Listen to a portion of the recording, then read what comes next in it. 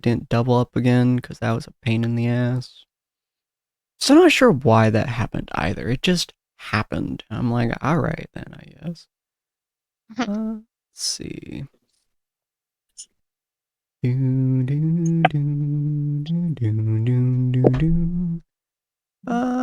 very that excited. Should be fine. Yeah, that should be excited yet terrified, but that's consistent with basically everything I do here. very fair. God, my audio is so weird nowadays. Okay. So that should be fine, I think. Okay. And it's not doubling. Yay! Hooray! God, I love it when my audio works for me. There we go. Oh, hi Reverie! Welcome to the stream. I'll fix that at some point later. Okay. Hi Pocket! Welcome to the stream. Hi Mesmic! Hi everyone. You almost got it, Mez. Alright. Hello and welcome, dear patrons, to the Tables of Tartarus, a chapter of Purgatory Corner. Today, I am your storyteller, Sinspeaks, and we're here with Ania, or Storyestry, who you guys can go check out at her channel, if my hands will type. Nope, that's not how you do it. God damn it, hold on. It's very cold. Will your fingers into position. It is very cold in my room. So my hands are like half functioning. But I'm here with Storyestry, Cyril, Galmar, Dakota, Rue, and Sapphire will be joining us here in just a few minutes. Well, not a few minutes. She'll be joining us when she comes home from, I believe she's doing grocery shopping, if I recall correctly. Most likely. She's either doing grocery shopping or she's doing something for her kid. One of those two. Either way, she's out on the town. She's out on the town. By the way, she'll be back at some point here soon. Next week, we're also going to be implementing a thingamabob, which is going to be called Heroes. And essentially, it's going to be a really neat synopsis of each of your guys' characters once I actually am able to set up and design it. And so we're going to have a really cool thing where you guys can basically just input the name of the character alongside the exclamation mark, and you guys will be able to see every character's synopsis and allow you guys, the viewers, to read through the characters whenever you guys wish to, without us having to break the momentum of the game, which would be super fun. Update those synopsises as more of our characters' backgrounds are revealed to the other characters. Oh, that's a good point. I like that. I was considering putting a thing about Ania like being a wood elf but secretly a changeling and half the party doesn't know to the synopsis. Mm-hmm. Since that would be a thing the readers know. Mm-hmm. I would I'm say... still hiding from the audience Cyril's age. I would say that since the synopsis are what you guys are building, I would say whatever you guys think should be what's implemented there, whether you guys think the readers should be, or the viewers should be reading at this stage, or wherever stage you guys think it should be, would be what you guys would implement. And of course, if you guys are watching on Tables of Tartarus, our YouTube channel, feel free to come by every Friday at 6 p.m. PST for us to be doing this on Twitch, on Purgatory Corner, obviously. And you guys can interact with us and find the characters as well. So, but last episode, if I recall correctly, you guys were primarily on the ship talking about what you guys wanted to do when you hit landfall. You guys were also finding out that Cyril has a very bad habit of not telling people when he is dying horribly. And so you guys had to do impromptu surgery on him in order to get many bits and pieces of his own chest plate out of his chest frame, which has now scarred up quite a bit of Rue's hands, as well as has injured a little bit of Nia's hands, but you guys have been healing those consistently as you guys were getting injured. Cyril is for the most part fine at the moment. However, he had to replace his a lot of his breastplate with a leather what's the word? Coat covering, I suppose. a leather armor as a mismatch replacement, basically, and that will remove 1 AC from Cyril. So you are at currently 15. I did the removal yesterday. Okay, cool. And no problem, Pocket. Feel free to pop in and pop out whenever you need to. I know you're currently doing a lot of stuff with moving and all that, so feel free to exist when and if you need to. But yeah, so Cyril's gonna be at 15 AC for the time being, as you guys continue forward into this area. You guys have been chatting with the captain for a little while. You guys have been interacting with one another. You guys have read the books and stuff, which actually does remind me. I'm going to send Cyril a synopsis real quick. You still haven't done that? Look, I've been busy. His hands are cold. Okay. They're very cold. I'll have you know. I was bugging Sin a lot behind the scenes with some questions, so Yeah. Let's see. You had can very read this important questions. while we talk and while we chat and all that. There you I go. hand wrote that, by the way. She did, So you yeah. know. Aw. Everything that is about Dakota. Dakota has pretty much handwritten almost all of it, as well as all the pictures and all the things that you guys may see as we go on. The only things that I do with Dakota is I refine a little bit of it, but almost everything is Dakota's pride and joy here. So, but yeah, that 4,000 characters is all Dakota. Why am I so fucking loud? Why microphone? Be quieter, Jesus. Okay. But you guys were interacting with each other. You guys probably read the books along the way. You guys were doing some downtime as well.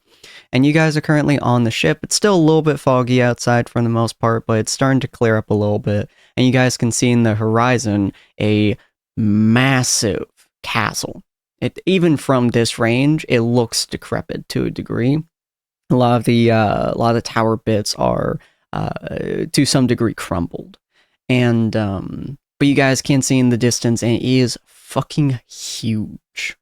But you guys are just a little bit of ways away from the shore at this point, and you guys get to kind of talk with each other for a little bit of time that you have left, about a day or so before you guys hit landfall. We will look at we'll look at Rue and Galmar first, I think. Oh.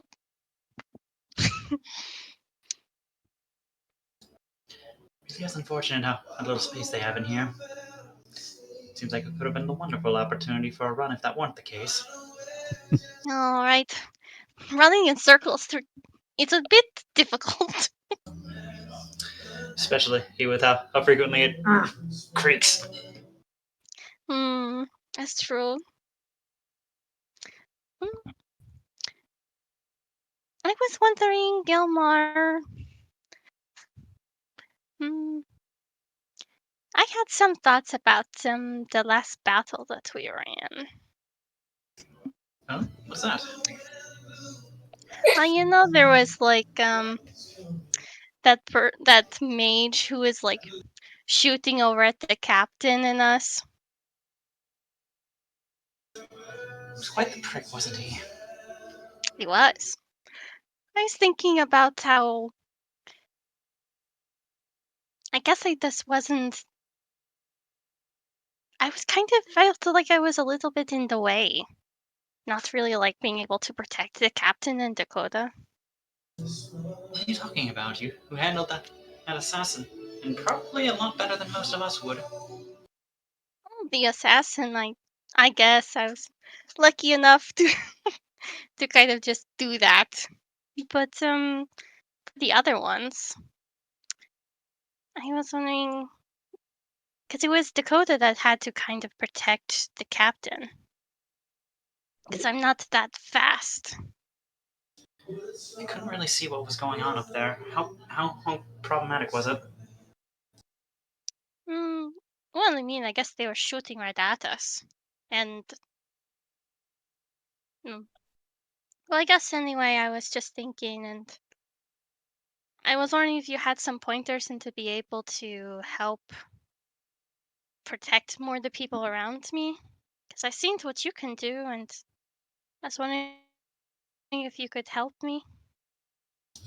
I'd be glad to help anywhere I can, but where do I even begin in that regard?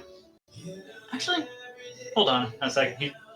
He's just gonna go walk over to a corner, pick up like a stray bucket, and just like place it on a random hammock before proceeding to grab a random mop from the corner. Let me see. Let's just start from the beginning. Assume that bucket is a trusted companion. I'm going to try and beat it senseless with this thing. He says, holding up the broom. When you're ready, let's run some basic tests to see where you are right now. Oh, well, would I go up with my shield and try to stop you? Try and stop me in any way that seems most interesting to you. She kind of looks a little hesitant and then like goes in with her tower shield and like tries to like fast pass in front of it to block it or something. Is this work? Well, do you want to find out? Let's do it. Hit me. He's just going to dart, trying to go around her, or before jabbing the bucket. Oh, she's gonna try to get him or try to block him. I would say. Let me or double something. check how intercept works. Interception, technically. Actually, let me post it. If I can find that real quick.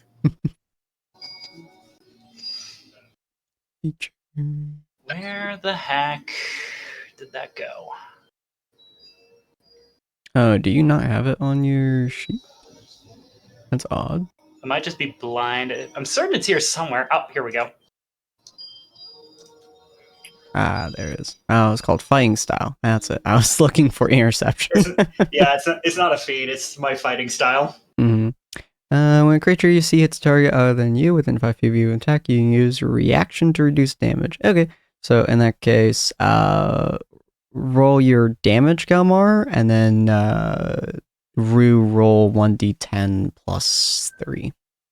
Do you want me to roll this as if it's a great axe? It's the tip of a broom. It basically would be a quarterstaff. Yeah, we'll reduce damage, quarterstaff damage. What is that? 1d4, I think. 1d4 plus strength. Doesn't sound right, but maybe. Ania. Hey, Ania. You use a quarterstaff, right? Ania will perk her head up from like where she's reading or something. What? Yes? Sorry, that was above game. Oh, I was just trying to get the weapon and qualities of that. Yeah, I do have a quarterstaff. Can you tell me what the damage dice is? Yeah. Actually, can I? Because I have it set with Shillelagh. You have another one in your inventory. Yeah, there it is. Okay. Edit. It's +2 to hit. 1d6 -1 bludgeoning. Okay. 1d6. Got it. So. Okay. Do 1d6 right. plus your strength. Damn. Okay. I always forget just how hard you hit. Rue, feel free to do. She kind of hastily, she hastily puts her damage proficiency. up. Hastily puts her damage up to try and block with the poor buckets behind her. Oh. Well, you did manage to get most of it. So, I've already taken in a lot of my activities to heart. But there is something I think might potentially help a little bit. What would it be? Well, when I was going for it, you mostly just focused on setting up a defense, and you were eyeing my weapon, right? Oh, yeah, I guess it would come and right at us. Let's try this again, but this time, focus on my eyes. Oh. Look into my eyes, child. It works a lot better than you would. Not quite the point, but that is kind of the idea, I suppose. It works a lot better than you think. All right, he says, taking a few steps back to the back wall. When ready? Okay, okay. Focus on the ice. Let's do this. They Let's spark. go, bucket. Alright. Slightly less this time. All right. Come on, bucket. Hey. You got it. Oh! She puts up the shield real fast, so that watching the bucket behind her kind of shake with the impact. But we keep still. Just Whoa! practically knocks him off balance. Takes a minute to right himself with the rocking of the ship before he's like, "That's the way." Oh yes, the bucket was saved. Thank you, Kilmar. My buckets. We have succeeded. I'll make sure to use this very well. Let's hopefully be able to save whoever's beside me better than last time. That's the idea. We probably will still need to be running a few more practice rounds of this in the future, but I'd say you got the basics down. Right, I probably will need to. I think that the bucket is not saved just yet. My precious companion is a bucket. No one's ever safe until... Well, I guess technically speaking, it could be, depending on how unprepared one is standing in front of it. No, that's condescending. Oh, we should just He says always be place ready. it. Well, we can't always be ready. Best we can just do is try and get prepared as quickly as we can in the heat of the moment. Or as strong as we can. We just always train. None of us have the energy for that forever, much as as it pains me. Oh no, I always have energy. Let's go. Let's do burpees on the floor and let's do handstands. You know what I mean? You know this sounds like fun sport. When you're on. Let's do it. I will win. Good lord. Athletics checks or Yeah, both of you guys do some athletics checks. With a -2 penalty because it's a you're on a Oh. boat. situational bonus -2. Got it. It's a No, let's do it. 19. Oh dang. That's a -2. You guys matched. Match. Whoa. The boat is doing very little to both of you. Just already can see the eye glow in both of them. Good The lord. burning embers in our eyes. They show our spirit. It takes you guys pretty much the full day to kind of start doing this repetition. You guys also train a couple more times. So we're gonna move over to Ania and Dakota while you guys are training below deck. So Ania will probably initiate and grab Dakota to go to like usually above deck away, like all the way at the tip of the boat, the front tip of the boat, as far from people to hear as possible. You just drag Dakota by like his Yeah. poncho. Yeah. And she'll be like, Dakota. Howdy, miss. What's up? So eventually we will probably be having to enter the elven areas. And I think Mhm. being on this boat where we can see if anyone gets close to us for absolute certain, this would be the best time to exchange tips on how to stay better hidden in the elven areas. Especially you, because you are a bad liar. I'll have you know, I'm very good at being a cowboy. I do believe that you are very good at being a cowboy. And Ania will like sit down and like let's talk pose. And she'll be facing the rest of the boat so she can keep an eye out for anyone trying to eavesdrop. Nice. Your perception, your eagle eyes will spot everyone. Glares at anyone who gets like even halfway to us until they leave. Mm-hmm. Dakota leans against the wall and cowboy pose. Huyo. Right? Oh, One thing. mhm. Oh. Yeah. Well, I was going to say, one thing I do admire about you, if it's not your ability to lie, is that, well, you've taken on the persona of someone else entirely. I know that's quite a thing that our people are known for, but I've never actually done that. I've only ever been me. Mm.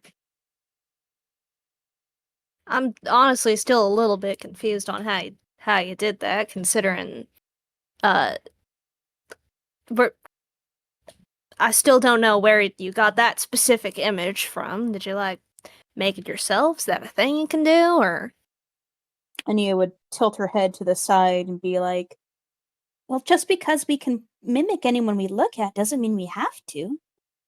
We can do anything. At least, well, I haven't really tried, but I assume so. I don't think That's- it's quite hard to make your own persona and then just look in the mirror and bam, you have it. That probably would have made not being a kind of dragonborn that exists, like, that probably would have made that a lot easier if I knew how to do that at the time. But I mean, it's all about the skill and.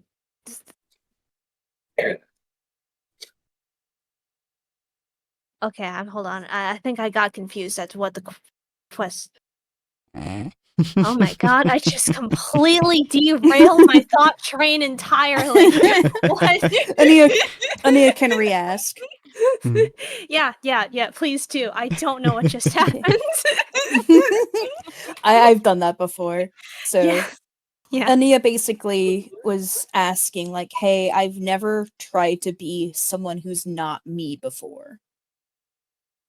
Okay. And I do admire that about you, is what she said. Okay. All right. Well, thank you, miss. It's kind of something I practiced for a really long time. I'm not sure how to demonstrate that, but let me try something. And Dakota is going to like try to like change like his voice to like imitate Ania's. Mhm. Hold on, give me Blue? a Let's because see. you can change specific like things. It's all about learning the mannerisms of how you go about it. Uh, for instance, doing this sort of accent thing. This accent doesn't exist, so it's less about the appearance and the personality itself, more how you go about it.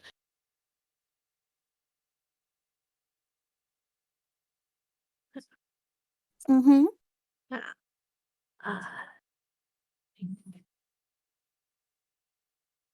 So even if you look the same as someone else, people will be able to tell it's not them based on very small things.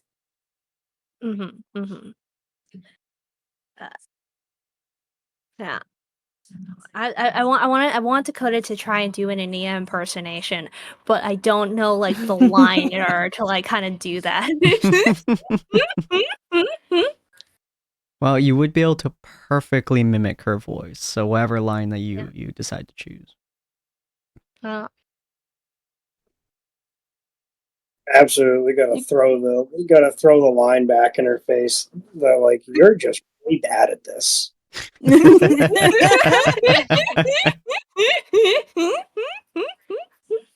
Yeah, that would work. just like flippin', it's like you're so bad at lying, even though you kept up your persona for 6 months straight. Ania will squint, but will not say anything.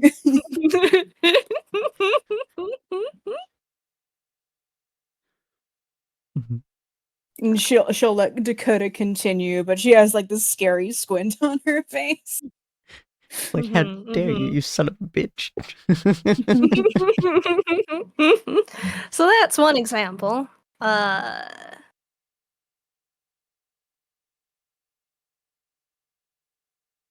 Or maybe something like, and then he'll like try to imitate Cyril, and like kind of. I don't know what the line for Cyril would be, but I am just imagining like kind of like Dakota Leader like doing like a Cyril pose or something like that. Mm-hmm. Uh, oh my god, what would a Cyril line be? What Cyril, what is your most iconic line? What's your catchphrase, Cyril? Oh, jeez. I'm fine. Yeah. I'm fine, even though I have a giant hole in my gut. Don't worry about me. I will survive. Ow. That cold one-liner from the cemetery. Oh and- yeah. Oh god, what was it? It was I have it written down. Wait, really? Yeah. The Of soil course. It's Such a soil badass whispers to me. line. The soil whispers to me, and it's hungry. Oh, I didn't write that. Oh.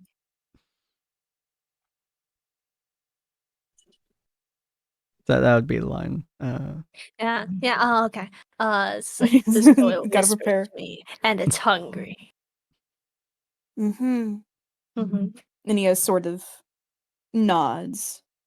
And then she looks at Dakota again, tilts her head a bit, and she's like, I know you've learned how to be Dakota from all the books you've read, but how do you remember all the little things so well?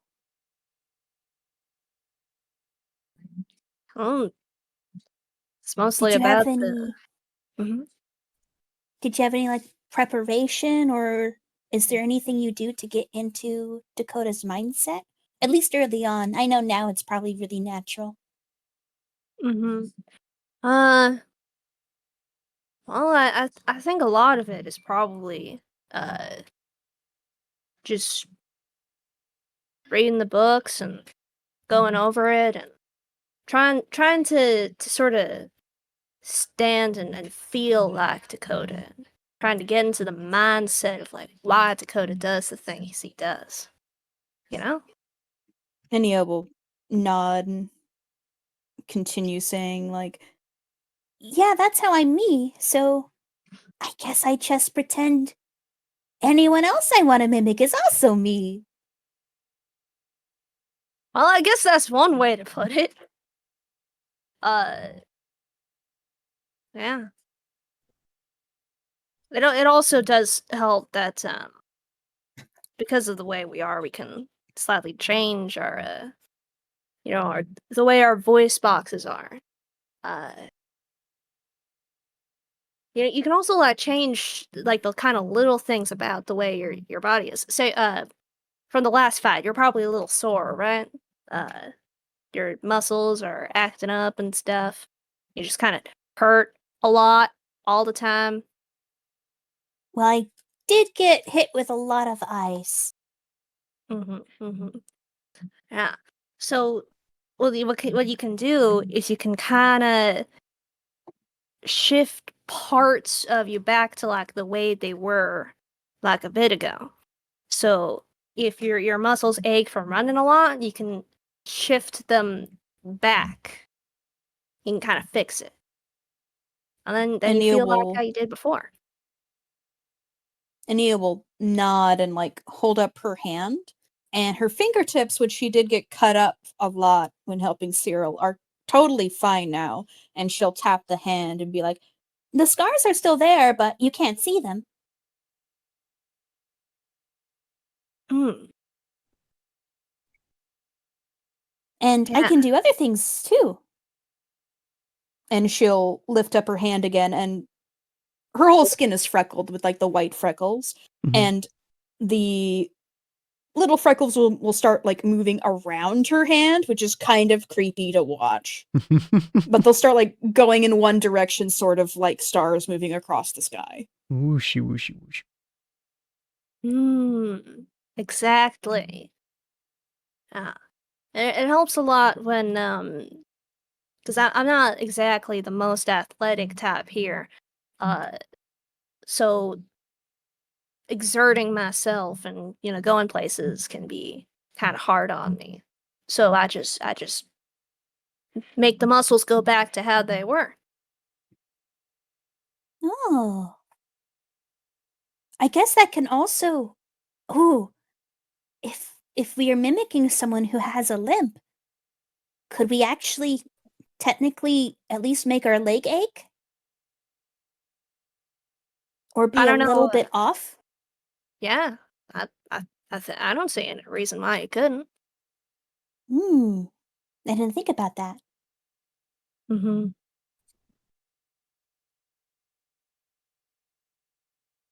And she'll Questionable think on it changeling more. advice. Yeah.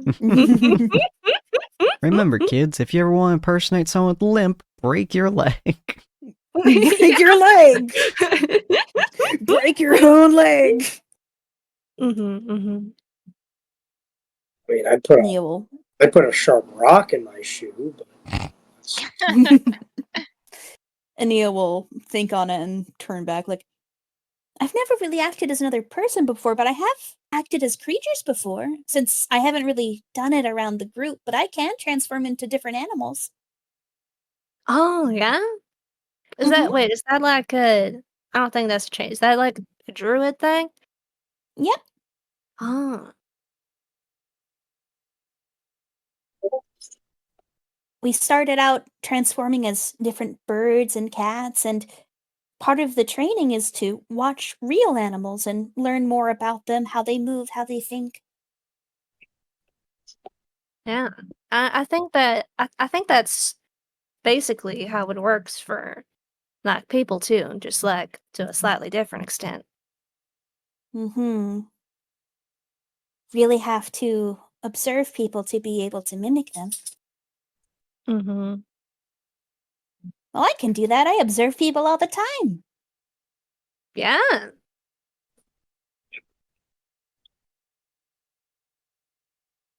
Now, And as for that's you, yeah. you panic a lot. Does Dakota panic when he thinks a secret of his is going to be let out? Well, no, I think that's just a me thing. Uh in the books he's a lot more uh calm and collected and whatnot. That's kind of something I've been trying to figure out for a while. Though then again, I think he probably talks a lot less than I do. Oh, I like you talking a lot. You don't have to fix that one. Cute. Nia will tilt her head from one side then the other, thinking. Whenever we come across a situation where even the chance of being exposed is there, you break down a lot.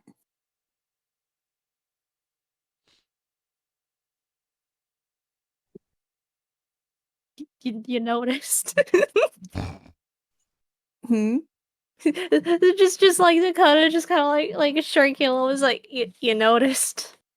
Oh yeah, like if everyone else do, I'm sure they would notice too. For now, I'm pretty sure everyone else just thinks you're really weird around high elves and the elfin kingdom in general. Yeah. But I hope. you I hope so. know, Mhm. um, why don't you make up a reason for that isn't related to us? Like, come up with a new Dakota character trait? Yeah, I mean, if you can't get rid of it, then you have to adapt to it. Hmm. You know that you're going to be scared around high elves and the elven kingdom, so come up with your own book about it. Huh. I don't think I ever thought about it that way. What reason would Dakota Ryder have to be nervous around high elves, though? I mean, considering the cowboy's code and all. Well, just because you treat them as equal doesn't mean you can't be nervous around them. Hmm. You can even acknowledge it that it's like against the code a little bit and you're trying to work on it. But if you have a reason that is a Dakota reason, you won't have to be as scared, and you can even talk about it and explain the reasoning to people. Hmm. I'll have to think about that one. Maybe. Well, I know in book 6 they talk a little bit about the law, like Dakota's sister who was, mysteriously lost. Maybe I could tie that into it. Hmm. You could. You and Gelmar could have things in common. Did they ever resolve that plot point? No, no. Well, like they kind of sort of talk about it in book 9, but they'll like to keep a lot of Dakota's origins shrouded in mystery. Probably in favor of talking about Minnesota injustice, but it's a little bit of a questionable choice. But I think it's artistic. Well, that means you have a lot of room to make up your own. Mm-hmm. Oh. Mm-hmm. Oh, hi, Sapphire. Sapphire, hello! Hi, Sapphire. Welcome. Yes, I'm getting the baby situated, so it'll be a minute. No problem. Sure. Nia and Dakota are just talking. I think they're almost done, though. Yeah. Mhm. I'll definitely But think about that. Yeah. Make some notes about it or something while we're waiting to touch down. Yeah, you have a lot of time. I mean, we'll probably be busy with the bandits for a while before we even head towards the Elven Kingdom. Mm-hmm. And I'll have time to practice my different voices. Mm-hmm. Yeah. Right. Was there anything else Dakota wanted to say? No, I think that's about it. All right, cool. We can say they continued exchanging tips. Cool, Yeah, cool. this phone Ania does like a Dakota impersonation. Well, howdy, y'all. boys. I'm from Texas, so it's a little bit easier for me, you see. Yeah. I Howdy, love that. boys. Howdy, Howdy, partner. boys. Mhm. I love it. All right. Mm-hmm. So you guys spend pretty much the day kind of working on pretty much just trying to make it so each other can know how to do different variations of the active, essentially different techniques that you do for either impersonating somebody or creating your own persona, both of which have different difficulties associated with one of them. You guys are all also welcome to take a long rest. And you guys will have been taking several of them for the last several days. Hooray! But you guys Always- eventually get close enough to the shores, starting the next day. Sorry, I was taking some water. That the captain, whom somehow I always forget her name, even though she's in my NPC section, and I really shouldn't be able to, but that's whatever. I'm very bad with specific NPCs. Aeolia Windrider, it says here. Eloria. Oh yeah, that's actually a good question before we continue. Did Dakota ever tell anyone of his private convo with Galmar? No, I don't think so. Okay, cool. So, you guys are getting close to the shore. About maybe... Wait, actually, he might have told Ania, just like offhandedly. Just like, oh, that was pretty weird. Oh, do you want to text? Is that something that you can text to me? Or is that something we should... I have a I can- screenshot of it that I sent to Sin. I could go and quickly track it down and send it your way as well. Yeah, If Dakota would. yeah, I think so. Let's see. From me has an image But right yes. there. So you pretty much have that little discussion with each other, and then you guys get maybe a few hours away from the shore. I would say a couple hours away from the shore.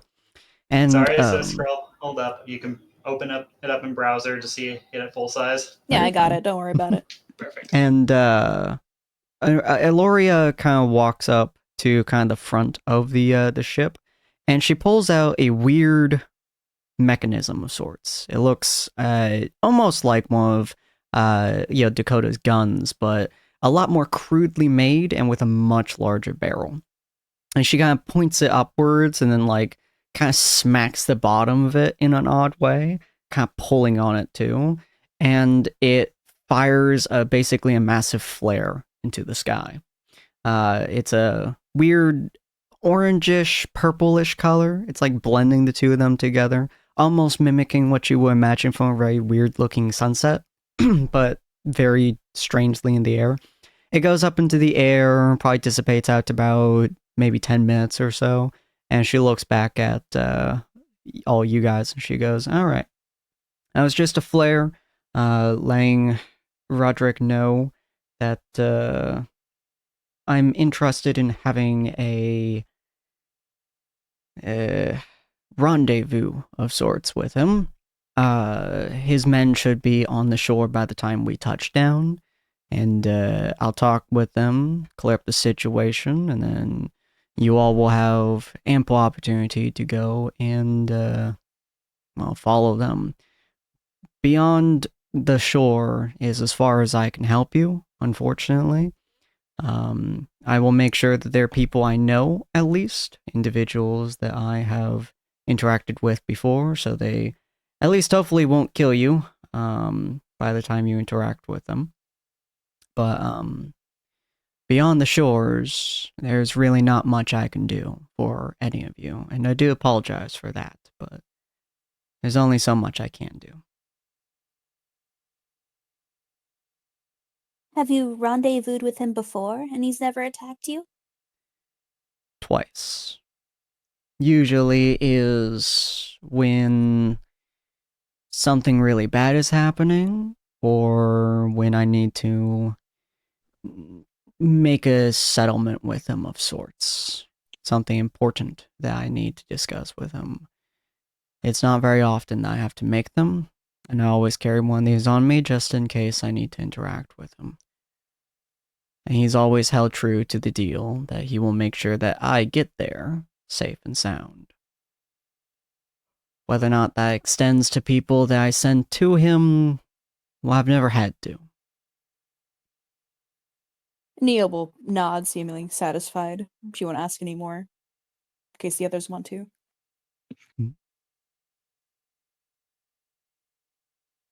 Anybody else have questions for her? Probably will just say it's very different how you have your relationship with Roderick, but I hope that your future is not going to be so bleak as how you are living now. I live a good life here, and he ensures that I will continue living the life that I choose to lead, as long as I don't overstay my welcome, shall we say. I respect him, and he respects me. There's not much else to it. He's a good leader. Who kills a bunch of people. Sweetie, I've killed more people than you've seen in your lifetime. That's probably the most unnerving line I've heard you say all day. The amount of deaths on one's hands does not dictate the kind of person that they are. She kind of like looks at Cyril for a second as she says that. Anil will scrunch her face and I'm not sure that's true sort of expression, but she won't say anything. Cyril just gives that quiet, knowing nod in her direction. Soldiers recognizing each other. You guys should have a couple more hours before touchdown. If there's anything you'd like to do on the ship, feel free to let me know. After we touch you down and we get this son of a bitch off of our ship, she kind of looks at a giant piece of ice still lodged in her ship. will be heading out pretty much immediately. So, unfortunately, you have to find your way back to wherever you're going. Did we decide what we wanted to do with Cyril's javelin? Not in character, no. And while you guys figure that out, I'm going to go to the bathroom. It's actually a good point. Cyril We have will pull the javelin out. This doesn't exactly serve me any purpose. But it seems important, at least powerful. Just kind of holds it out. that's the lightning javelin from the brute, right? Mm-hmm. At the very least, we can show Roderick that we have it as proof we took on the men. That seems like it would just increase animosity. Maybe we should just hide it away somewhere. I mean, I can take it, but I'll probably end up fusing it into this bad boy. And pulls out the gun. If you're okay with never seeing that javelin again. I mean, I don't have a problem with it. Yeah, for me too. It has a ranged ability, but I don't know. I can't really throw that well. Ania lifts her staff, which she has both hands on.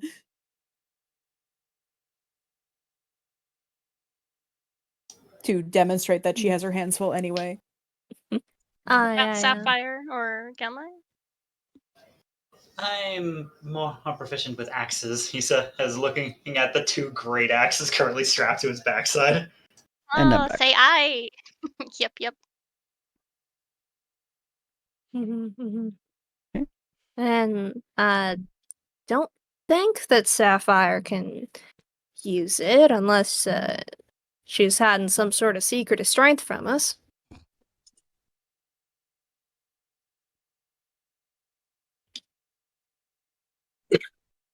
Sapphire just standing there like,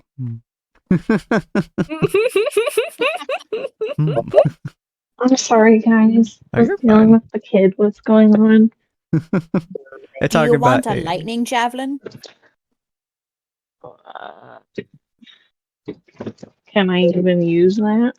I don't believe so. Do you have to throw it with Really? Dex to like hit someone with Where Dex? did I think Or thrown weapons could you can use- use strength to throw it? where I did think y'all strength put uses both. Or I think it? javelins use both. Where did y'all put the Oh no. picture of it? Is it farther up? Oh, it It's is. like Okay. way up here. Yeah, no. It's like looking upwards. I was like, I know, I'm sorry. I'm trying to hurry. Oh. Aw. So when you throw it, every person in the line has to make a dexterity saving throw. But you'd use a strength throw to actually throw it. It's a strength-based attack that requires everyone else to make dex saving throws. If Sapphire doesn't take it, Dakota might fuse it into his gun. Yeah. Yeah, I don't think I would use that. Okay. And Rue, you technically would be able to use it, but let me double check. I think since you're a cleric, you should have the proficiencies for it. But She's a cleric. She has the same proficiencies as a fighter. Oh She yeah, can that's use fair. any martial weapon. I keep forgetting that clerics are pure martials. So you are technically able to use it, Rue, and you do have the strength to use it as well with throwing. And if I took it, I think eventually I'd probably maybe I would change it as well. I don't know. And you can Do we wanna always do get rock, it paper, reforged. scissors? See who gets it? Or like 1d2 or whatever. Do Dakota Roll and Rue wanna do like rock, paper, scissors? Make damage. I can't max out the damage, so we would be even on that. Because I You could can do rock- have it come back to me. So. I will say, Rue, your weapon is not magical. Your battle axe is not magical in nature. So You if could- there's something that requires you to do magic damage, you are heavily reliant on your spellcasting. I think if Rue wants it, I think Dakota will probably just let her have it. Because if he fuses it into the gun, it's the ultimate no takesy backsies. The ultimate. Would Rue be able to take the lightning and put it on the axe later? You could have it be reforged onto your axe, yeah. No, And Delmar can do that. yeah, I was gonna say, consequently, you actually have a blacksmith in the party. Yeah. As long as you guys have the time, the raw materials, as well as something to fuse the non-magical and magical together, you are able to reforge it, especially since Gamar is a smith. Unless, of course, you're on a fully wooden thing, like a boat, in which case you will burn down the boat if you try, or if you're in an actively dangerous situation, in which case you do not have the time to be able to do it. But aside Well, from that, I just figured that the smith, I'd need to actually have access to an anvil and probably a forge, neither of which I'm going to find in the wilderness. yeah. I think I want to. I don't know. I think I want to try to like, cause my character, I can like max out only fire and thunder damage, and if I do this, it's lightning, and there's nothing. I can't min max that one. I was like thinking about like character building. I don't know. I'm fine to go ahead and give it to Dakota. I want to get something that's best for me. Fair. Yeah. I feel like this is just like a bunch of like, no, you should have it. No, you should have No, it. you should have it because lightning sounds really cool to come out of a gun, so you should have it. Just like, I Grind want to them up see and you then shoot shoot them lightning again. bolts. Galmar just like pulls out a gold piece. You know, we could just flip. Actually, I have an idea.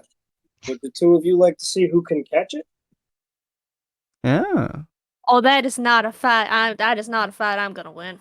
Oh, I'm just going to throw it straight up into the air. That Won't it come down tip first? isn't it? Won't it hit the boat if they both miss? Yeah, but it's Yeah. not going to come back down. It's not going to come back down with the lightning. It's still a sharp object. That's what makes it fun. Hey, look, I'm just We're I'm gonna just hurt gonna the- take it. It's called Somebody's gonna dodging. get stabbed. Somebody's gonna get stabbed, sir. It's either gonna be us or the boat. A flesh wound. I It's don't I think think you have so. to I ask the don't think captain that. Cyril, I don't have to have this. Cyril, this is not the place to be making those sorts of dangerous contests. Rue looks back and forth, like internally thinking, that sounded really fun, but I didn't say anything because I knew they were gonna say it was a bad idea. Fine. Then whoever can get to it first, and he reaches back and he whips it at the top of the mast. Jesus Christ. You're gonna rip the sail! As We it don't just- have mending, Cyril! It slams upwards into the crow's nest. You just hear, holy shit buckets, boy! Sir, there was a person up there. Whoo! Yes. I damn near had it rammed up my ass. Rue just kind of stands there and then twiddles, like, I don't think I'm going to take it. Then Sorry. I suggest one of you hurries. I'll go get it. Well, have a good time. Stay safe. Just, like Dakota like walks off and then he does like his Cyril impersonations. He just bitterly goes, "A flesh wound." You see the And the gnome giggles. peeking over the crow's nest, and he's just like, "You sons of bitches! I ain't into that. I ain't into the big giant spears in me. No, thank you. That's why I'm up here, ain't down there." Oh, but we thought you would have missed it during the fight, so we brought it to you. I had a lot of fun with that lady over there up here. I'm perfectly A-okay without spears rammed up my backside, thank you. What about Guess the she did a good job in assassin sword? protecting you. What was that new? The assassin sword, was it a short sword or was it a dagger? She had a dagger, if I recall correctly. Okay. I don't know. I think you said it was a short sword. Did I I? think you said it was a short sword. Whichever one I said Could've is sworn correct. you- So short sword Could have most sworn likely. he Okay. initially said that there was a dagger to her throat, but maybe I'm mistaken. Was that? No, I think she magically had a dagger poisonable? originally, and then she once Rue grabbed the dagger from her and pulled it out, and then she pulled out her short sword. So the short sword is Oh. also lightning. Oh, the based, I believe. assassin? Yeah. Yeah. Because I'm pretty sure Rue just fucking knocked her head backwards with a headbutt and stole her knife. Yeah, the nat 20's coming in clutch. Oh yeah, I do remember that. So Rue has the dagger. Hmm. Huh? Assuming she didn't just sure. throw it off board. Yeah. Oh, you know, I was thinking that in the middle of the battle. Yeah, that's probably what happened then. Okay, no dagger. That's probably what Yeah. happened. But the short sword would definitely have been on their person, which you guys I believe did grab, and it had I think 1d6 lightning extra damage. Oh, it Oh. does have lightning. Oh, okay. Both weapons First it was just had minor lightning. center. Yeah, both weapons had minor lightning affinities to it. The the short sword just wasn't used. She didn't have enough rounds to use the short sword. She was gonna be killing people. He had to put her down. Now Hmm. that one I believe Sapphire could use if she'd like to. Yeah, I think I'll take that. Nice. Nice. Lightning short sword. Lightning, lightning. Anything with fire or thunder, I'm gonna be drooling over in the future. So just watching over that. Mm-hmm. Good lord. Alright, Yeah. let me... Dakota will grab the javelin and then find a nice comfy corner to begin the ritual. Nice. Oh, I need to do my 1d6 today.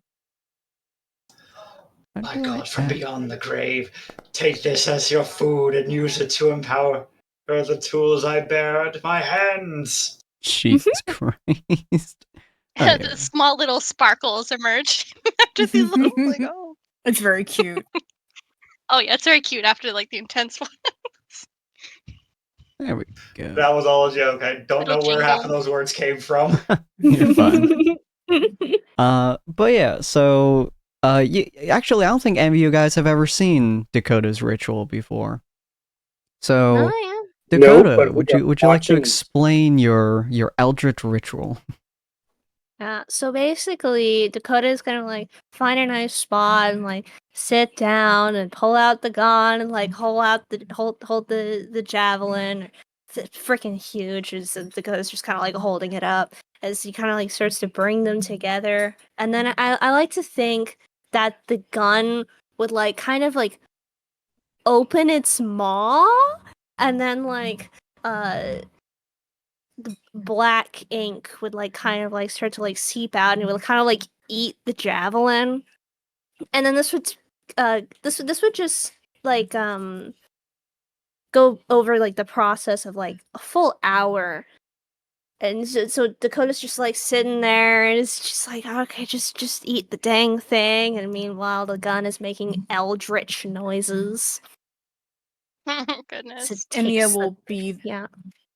and Nia will be No, there for that the gun is hour just definitely purring like a satisfied cat.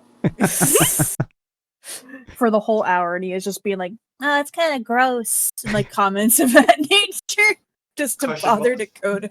What was the name of that warlock spell? Something of hunger of what? Hunger of Hadar. Hadar? So it was that one.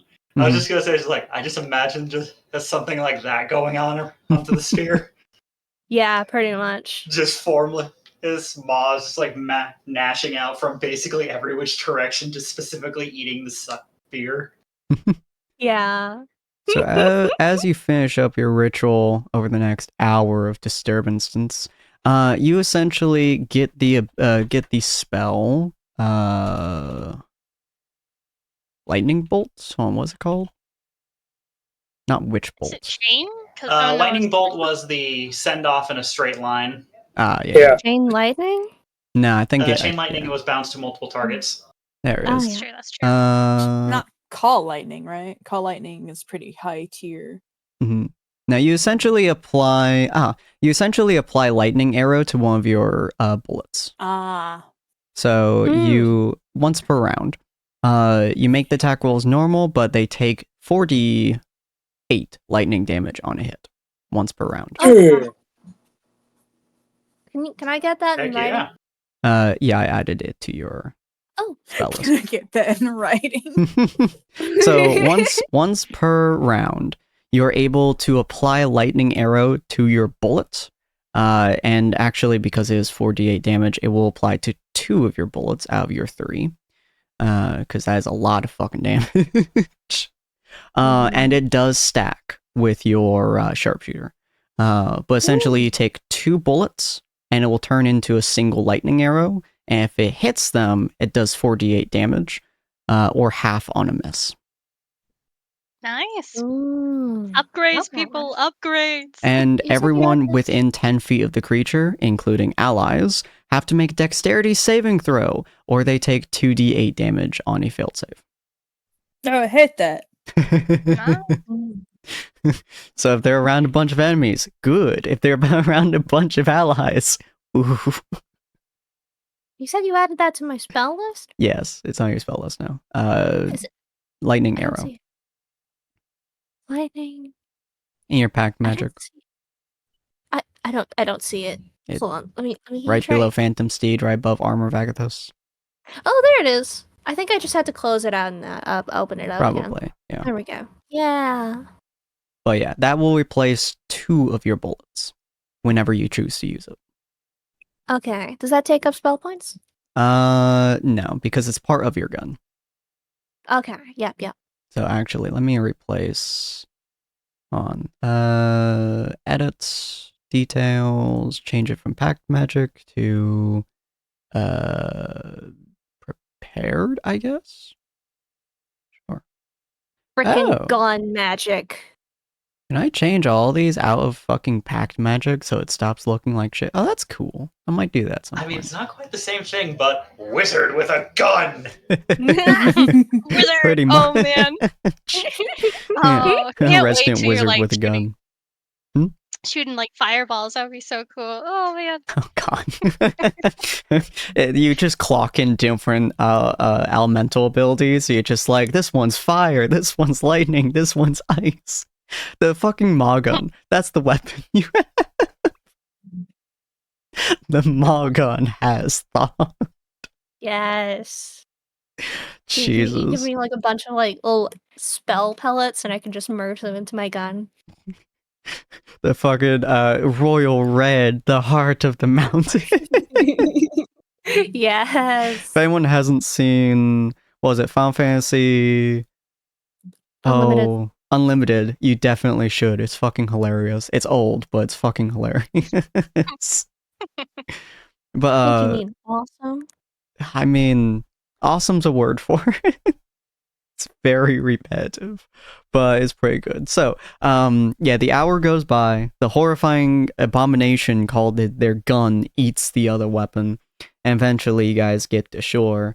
And as you guys get there, you do see a couple folks standing there. Many of them with swords, several of them with very, very rudimentary flintlocks. They look like one-time use, I will kill you or I will die kind of weapons.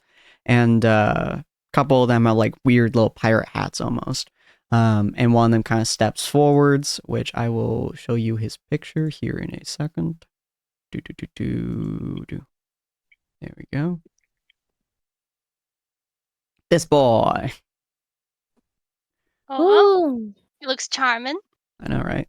And he's wearing a very nice Oh yeah. what almost appears to be jeans of sorts, a pair of leather boots, a nice little jacket that he's wearing that has a puff collar, and he has 2 short swords in the back. He has a rugged face, short hair, a little bit of a scruff around his chin and stuff. And he walks up, and the captain walks up to him, kind of leans on the side of the boat, and kind of calls down to him, "Hey, Cade, you hear from me?" He's like, "Of course I am, pretty lady. Who else would I be here for? Your ship? Nah, I don't like it that much. She kind of chuckles and she just shrugs and she's like, well, I ain't here or to navigate or to negotiate this time, unfortunately. I got here crew with me and they're looking for an audience with Roderick. Told them I'd get them over to you and well, have at them, I suppose. Kind of looks there for a second and he shrugs and he pulls out a little knife from his waistband and he just starts flipping it. And it's like he's almost juggling with the knife as he's just having fun. He's like, yeah, all right. I can't say no to you now, can I, my favorite little captain? Come on over and we'll see how these folks fare. She kind of shrugs and she looks at the rest of your group. He's kind of a filthy scoundrel and an asshole, but he means well. Seems you two have quite the history. An unfortunate one, I should say. I give him a lot of shit, but he's at least competent. I want to actually incite her. Feel free. He wants the deeds. Yeah, I'm not getting anything. You can tell she does in fact have some kind of history with him. I'll also incite that. Feel Dakota's free. suspicious of everything, you know? Let's see Ania here. won't. Huh? She's not Well, that suspicious. From your books that you've read many times, the only things that you can really infer from this conversation, either she really hates him or she was passionately in love with him at one point. Oh, it was definitely the second one. The romance radar that you have accumulated from your books over the years is hardcore coming out here. Cade is about as subtle as a cannon. He drinks ketamine every day of the week. But yeah, I'll lean over to India and I just go, I think they dated once. Oh, yeah, probably. she kicks the side of the boat and the little drop, whatever it's called, little. The anchor? No, not the anchor. The Oh, lifeboat? the board that connects the ship to port. The galley. Sure. Gangway, sorry, gangway. The gangway, yeah. Yeah, the gangway kind of falls down in front and she's like, and on you Yeah. folks go. Feel free to come back anytime I will ever see you again if you ever come back. Thank you. It was Even nice more seeing than- you again. And she does not elaborate. You see a look of confusion across her face for a second, just like, huh? You've been more than generous. Well, your gold takes me quite far. I tip my hat. Is our frozen guy unfrozen? That is a good question. No. He's slowly being Is he- thawed. Are they gonna stay there, I or they're just just ima- taking him with them? I just imagine they just have a single mage in the corner who's just slowly casting firebolts on it over and over again. Got a couple of folks chipping at the ice, just like, gotta make it smaller, gotta make it smaller. You see Hammer Down just like punching several sections of the ice, just cracking large sections off. And then you will head down after her ominous goodbye. Okay. I'm assuming everyone follows suit. Mm-hmm. Yes, indeed. All right. You guys see Cade standing there just kind of flipping his knife back and forth. And he's just like, howdy, folks. How you guys like being traveling folks with me? Yeah?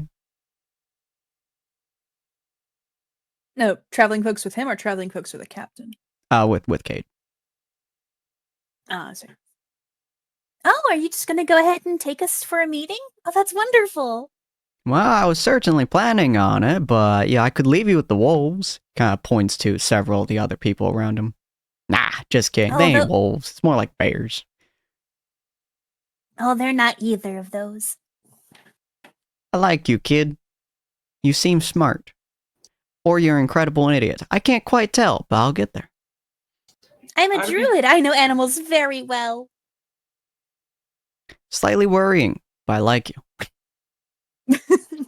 Yeah, part of me is a little bit disappointed. Would have loved to have another sparring match with some new faces.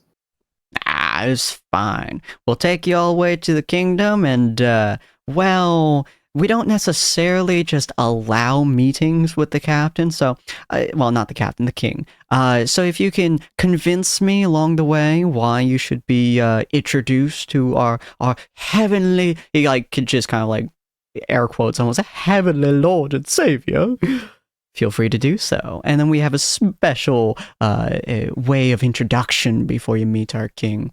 We'll get there, though. We'll get there. If you can convince me before we get to the castle, we'll get there. Can I insight the special introduction thing? Absolutely. Yeah, let's do that. Me too. And Neo won't yet. She's gonna wait for more information. What's their real views and feelings? Oh no! God, I forgot how high your fucking rolls are. Oh, come on! Oh. I'll insight that. I mean, too. I guess I may as well. If Gelmar's not going to directly ask, he probably would incite it. Okay, thank gosh. I am consistently amazed. I cannot believe, what is that, 4 ones in a row so far? God damn it. Foundry just hates me, man. Your curse is not yet lifted. I want to use my dice now. The world is just like, nah, bitch. Oh, and Sapphire did something in the chat This right, too. maybe, maybe we should just give him inspiration, just simply to call back, or no, just simply to try and reroll something in the future if this keeps up. Well, you know what? I will give Cyril inspiration because I've never seen this many nat ones in so few rolls. Can Sapphire Cyril's sneak away determined. to see the king faster? You could try if you'd like to. You would know as A, the ranger, and B, folk around you, you would be much faster than this group to get to the king, but you also know this place is almost certainly teeming with all kinds of bandits and the like.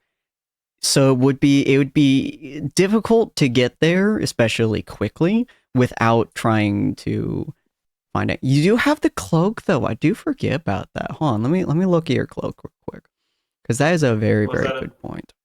Is that the cloak of Elvenkind, right? It is. Yes, yes. it is. Is that a bonus or advantage on stealth checks? I'm pretty sure it's advantage. It's just a straight up advantage. You have advantage on Dear dexterity God. saving, on dexterity stealth checks made to hide, as well as everyone who tries to see you has wisdom perception checks at disadvantage. Ooh. And Misty Step on top of that. She's invisible but not invisible. More or 'Cause those are the less. same bonuses you get. Those are the same bonuses you have under the invisible status. Pretty much. She also has telepathy, so technically she can find people in a way. So Hopefully they don't have someone that constantly has the invisibility on. And on top of that, you do have the ability, Sapphire. You do have the spell. Where is it?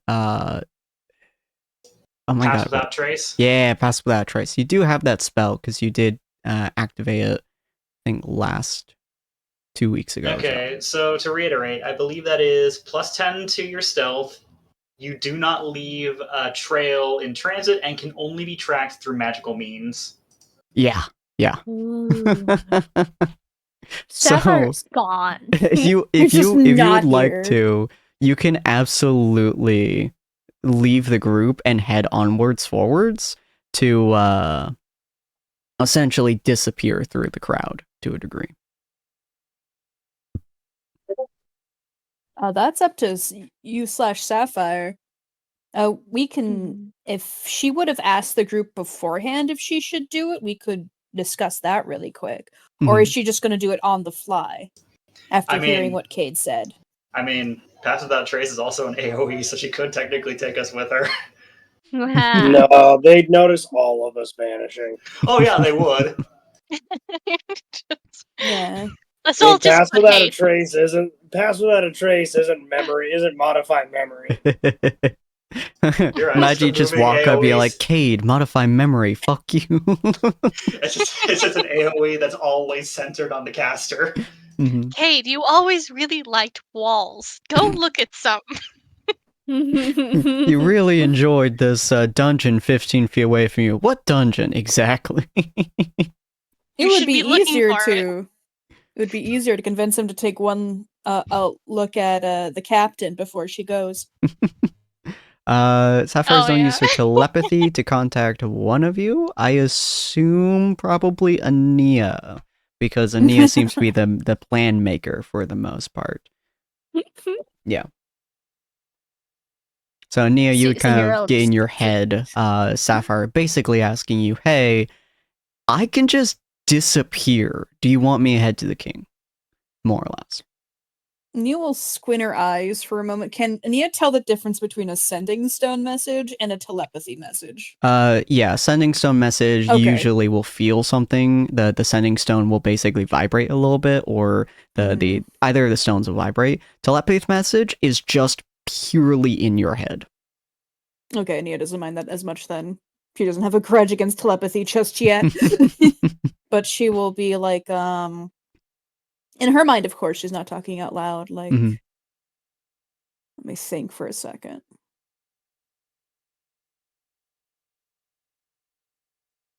I don't think it would hurt to go invisible. You could always get information. I don't think confronting the king would be good, though.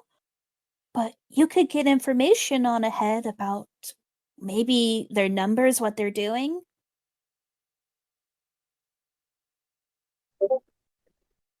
And I'll let the others know, I guess, through sending stuff. I love how she still just hates the crap out of these things. It's gonna be such a reliable connection. It's just like, I hate this, but this is You could also what just use a message stone. It does. We are all standing in close enough quarters to do that too. Mhm. Well, yeah, she hates those two though. She hates both the stones. Roll me real quick, Sapphire, a stealth roll. With advantage, +10. I'll add. Can I oh, yeah. roll? Not Can I roll one. perception just to see if she sees her? Absolutely. Yeah. Roll. Let's see. What is your stealth? Do Sapphire attributes. A +6. So 1d20 +6. Dot ADV plus. Hold on, I Just gave do my numbers. 16, not +6. Yeah, 16. I got my numbers messed up there for a second. Oh, good. Oh, fuck. 35. That's Ania does fast not enough trace see for you. Fucking 35. Yeah, no one, like, legitimately, even with Ania's eagle eyes, you just see, all Ania sees for a moment is you hear Sapphire behind you kind of walking with you, and then you don't. I just imagine she just like chucks the cloak, but when the cloak passes her, she realizes that she doesn't see where Sapphire was. Yeah, and legitimately, Sapphire moves, like, between pretty much the entire fucking crew of people, and not a single person notices she's there. She just passes past them. No one knows where she goes, as you're, like, kind of saying the message around, being like, you know, Sapphire's gone, and you guys kind of, like, look around slightly. She's gone. She's not there. It's as if she wasn't there in the first place. There's no sound, there's no marker, no one even notices that there should be 6 instead of 5. Like, Cade seems to kind of look at the group with slight confusion, but he doesn't really know your party, so he's like, I guess it was 5. Cyril's absolutely keeping his attention by talking to him about why they're there and what they have to achieve. Trying to convince him. Alright, and then with the insight check, Cyril, honestly, you're just assuming it's going to be some kind of parlay thing where like you talk to somebody before you get to the king, because that's a normal introduction before you get to the king, so you're not bringing assassins to him. Everyone else, yeah, something's very, very off by the way that he said special introduction. Yeah. But I like to think that, like, says Sapphire's, like, totally gone, then Cyril's, Cyril's, like, explaining to it, and then Sapphire disappears, and then Cyril's like, Chapter 5! Oh my gosh. Good If you God. if you look at this slide here on my PowerPoint presentation, If you look at this rock I have in my hand, you can see that it's pretty. Yeet. Alright, so is there anything particular that you guys want to do in the next probably about 4 or 5 hours or so it'll take you to get to the castle or whatnot while he's walking? I'll explain what Sapphire sees here in a second as well. Basically, everything I could think of doing would probably be considered as stepping out of line. Can Ania look for like plants along the way? Yeah, Or I was is gonna that, say, like- could we do our favorite thing for it? You guys are We love welcome to foraging. forage. The guardsmen will be watching every step though. Okay, Ania will just be. It's Ania and Rue. They're the cutest, so it's fine. She's like, we were gonna get plans to make potions. Oh, they're such pretty potions. Cade's just like, oh, that's adorable. Let him have That's fun. It'll be fine. Is it survival or nature? Or does it matter? It doesn't matter Mine was whichever always one's higher. survival. Yeah, I was gonna say, I'm pretty sure by Whichever's default, higher. I'm pretty sure by default the rule for finding regions is survival, but yeah, it could be either, reasonably speaking. Yeah. Very nice. Nice. You guys will find about 4 collectively of the healing potion plants, since those are the most common in this area. Yay! We're healing potion bundles. Yeah. Foraging is so fun. Ania Hey. does want to. Oh, go ahead. oh no, you can finish. Okay, well, Ania was going to go ahead and also try to, convince him that we should talk to Roderick. She wants to mention the guild quest thing, but she won't unless Cyril does first. Okay. I'm actually planning on using the axe that we've been sent out by the guild to try and like pump some information out of him about what they're dealing with out here. Because as far as we know, all we know is that the Crimson Talons are dealing with a turf war for Mm-hmm. with a rival gang. Mhm. And that's actually causing more problems than just leaving the Crimson Talons alone as they are. Okay. Yeah, Ania will follow up on that if, once we start it, because she has some specific things to say. I'll have Let's you Cyril go start then, first. Cyril. So, Cade, the reason that we're out here is actually because of the current situation that it seems your king is dealing with. The guild back in Haven sent us out here to learn more and perhaps, if possible, do something about the, I suppose you could say, feels like such a small word for what's happening, turf war. Mm-hmm. And Ania will wait for Cade's response initially. Interesting. So you find folks here just as how do you say mercenaries of sorts, I suppose, in that case, a hired help. A little, I prefer intermediary, but perhaps. maybe. They just want us to investigate the problem, and if we can help you, I know you guys are really strong, but if we can help you with whatever is going on, we can. We're very good at Interesting. helping. He starts like flipping the knife between his fingers, somehow not cutting himself. You notice it's like you've seen a lot of different like roguish folks, and you've been to a couple of thieves guilds, I assume. Whoever has would know this trick that they do. Essentially, you take a knife and you start flipping it between your fingers like a coin. And once you get good enough at it, it's kind of like playing the stabbing between your fingers game, but flipping it instead. Fingers, 1, 2, 3, 4, 5. What's that? The knife game. I have all my fingers. 1, 2, 3, 4, 5. Yeah. Essentially, he's doing a variant of that, but in the air with his fingertips, which is both impressive, but you also notice the multitude of scars along his fingers from having probably cut himself thousands of times doing this tactic. And he's like, I see. So you wish to meet the king to register your services, I suppose? Ania will look to Cyril. Right now, we wish to gain a better understanding of what's going on. And then make a decision from there. Our mission is twofold. Primarily, we need better information. Secondary, if there is something we can do to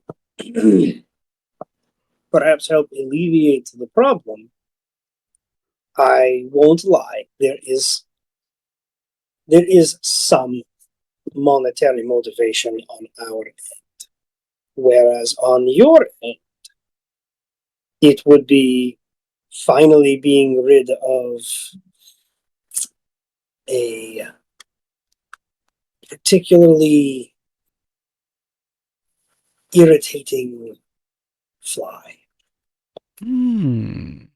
He stops doing the knife trick for a second, just like grabs the knife, flips it around, and puts onto his belt.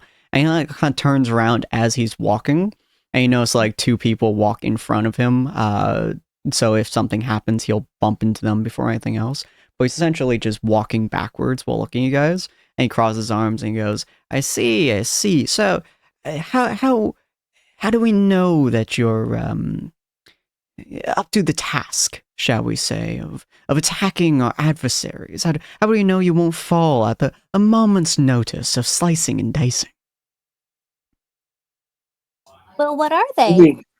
Yeah. Something tells me you've already got some level of a test in mind, unless you were intending for us to swing at one of your guards. Or he says, rolling his eyes. Nah, if I did that, either you would die or we would die. And if we died, it would be an issue. And if you died, it'd be less of an issue. So we have something else in mind, but it's perfectly fine. As to what our adversaries are, oh, my dear, we only barely know. That's the problem.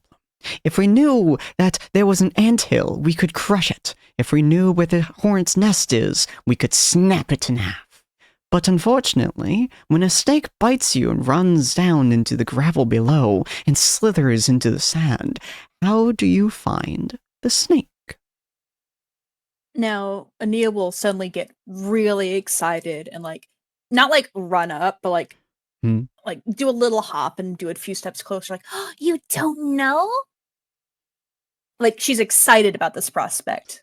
Sort of like less for him and more for herself, like it's a mystery she just found out about that she wants to solve. It's like, no, not exactly. We know that they keep biting the towns, shall we say. They keep nibbling at our ankles, and it's a problem. It's a real annoying problem.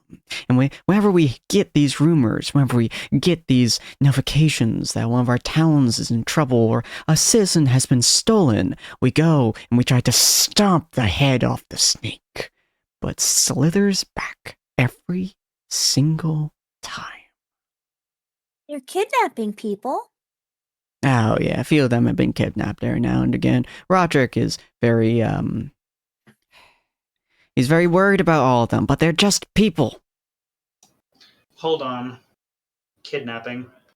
Did you by chance see any of these entities? He says, now how very serious with the hand claw to his face. If we did, we would have their heads. We have no heads. It's very unfortunate. So you just have missing people reports. Do you have anything about what happened? Like, was there any struggles or?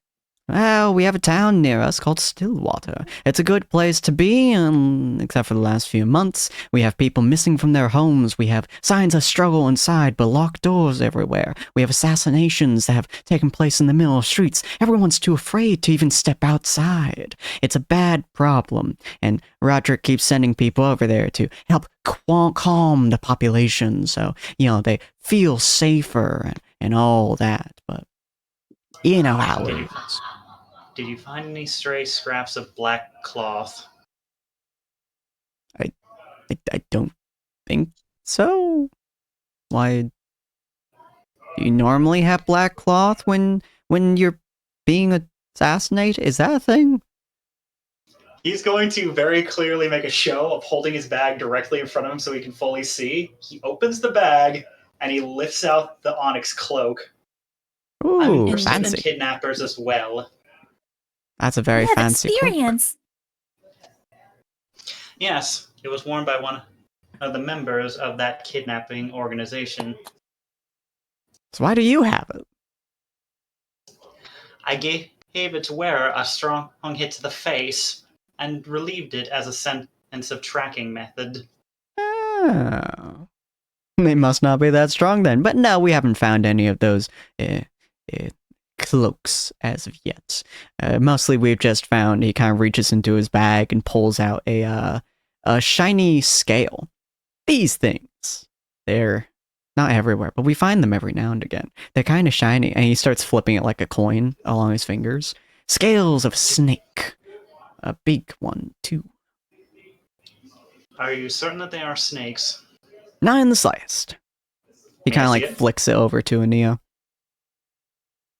Do I have to roll a dexterity? Nah, he flicks it like Okay. directly at you. Okay. Ania fumbles and catches it and then moves next to Gelmar so Gelmar can look at it while she does as well. Mm-hmm. Our resident animal expert here can probably tell you if it was a sneaky snake or if it was some other reptilian creature of sorts. Gelmar is actually going to hold up his arm. Oh, or no. Gosh darn, I can't even do that. He's completely covered in cloth from everything except Tail? his neck up. That's right. Tail. I'm just going to grab the tail and compare it to the scale. It is not Okay, a dragon, nature check? dragonborn scale. You are Alright. welcome to do a nature check.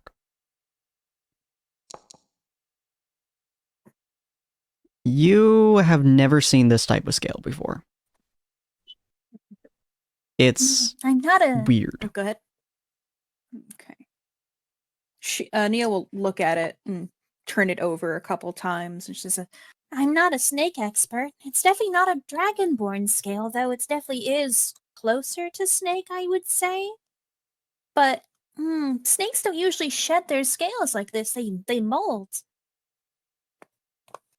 It comes off as a skin.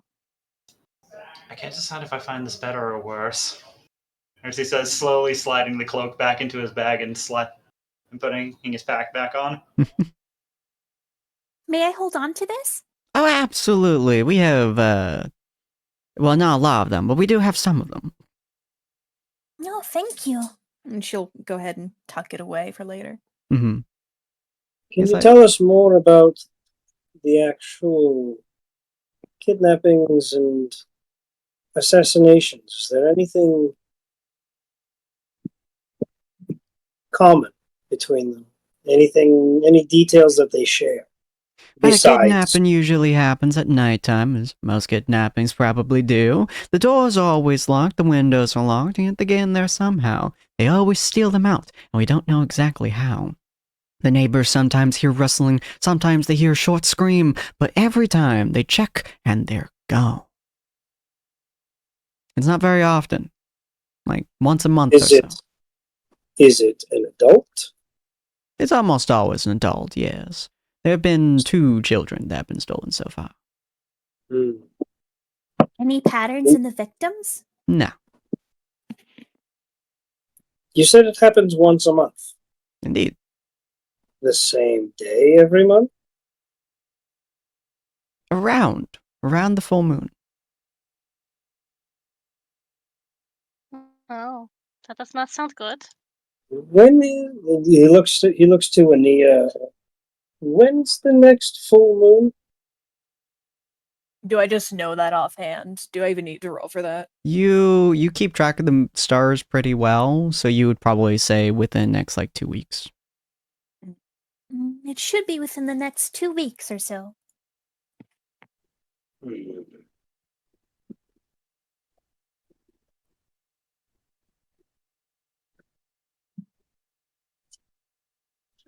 Maybe. Well, oh, go ahead. It may be a good idea for us to visit this Stillwater. I'm sure the Yeah. king will have very similar ideals on that. He does care for that little town so very much. For some reason. He kind of shrugs.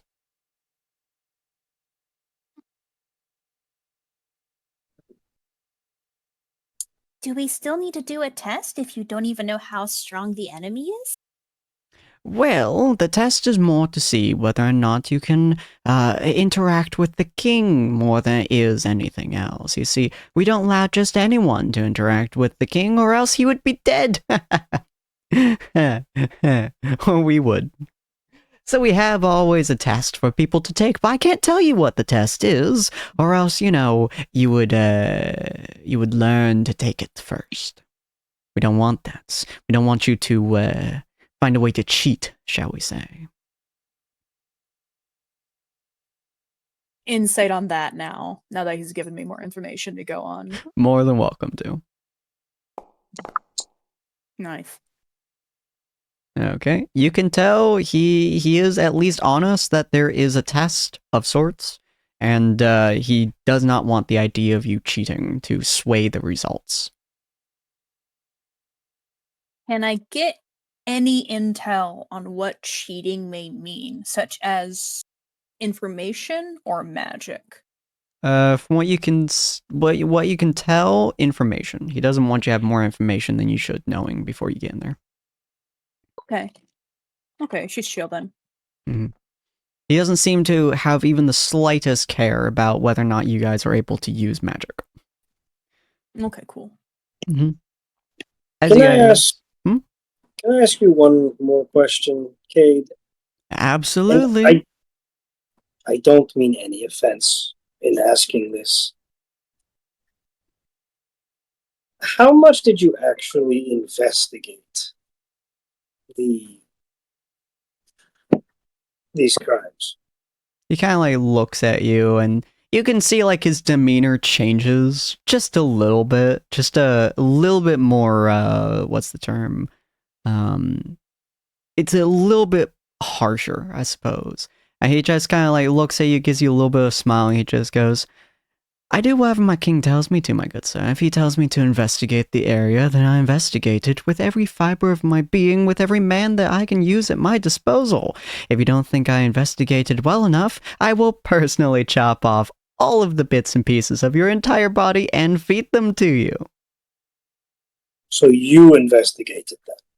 I investigated most of them. It happens once a month or so we come back there once a month or so, and sometimes I dilly-dally with a couple of my friends to send them on their ways instead of me, because I'm dealing with something else, like a bear attacking our walls, or, raiding a random village or so, what we do, It's sometimes inconvenient. I meant no offense. I just wanted to make sure that it wasn't simply hearsay that you were getting all of your information from. Oh, not a problem. I see. No, it is not hearsay. I've personally witnessed it. In fact, that scale itself is one from my own collection. I got it off of a bed. Neil will raise her hand, Hmm? like in school. You said they were around the full moon. Are they ever after the full moon or always before? One or two has been after the full moon, but most of them have been before, a couple days before, sometimes on the full moon. That makes it less likely to be some sort of full moon ritual if they do it after then. And she says that partially to herself, but totally audible. No, but it definitely has something to do with the full moon. Right. That's why wouldn't they just do it every day? Well, If they did every day, we would every day. easily be able to snip off the snake's head, but sadly, they slither away like little rodents.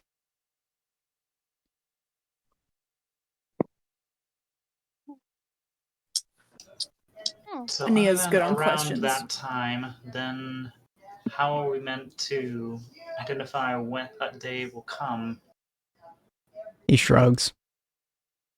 I Well, don't we can pay try you to to locate them. investigate. I pay you nothing. We could try to locate them with the scale if we go to the village. Maybe they're around there since they Ooh, disappear in the village. that's a good idea. That's right. Didn't you say you had that skill to detect the location of other objects matching in the? Gosh darn it! I guess it was just simply. I guess the only thing you wouldn't know about it is that she has the ability to track other objects. Yep. Like that needle. Like the I can locate needle. animal. If the scale does belong to an animal, I may be able to track it. Right. And I'm quite used to tracking animals too, with my being at the farm, but maybe not too different of animals.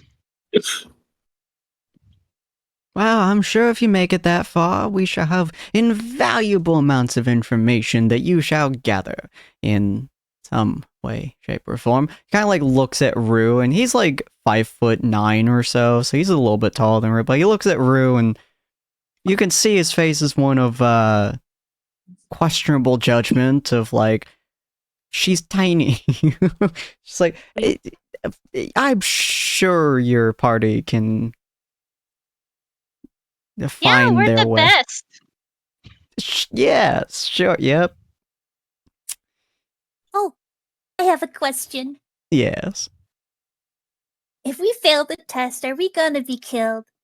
And she asks that with total cheerfulness in her voice.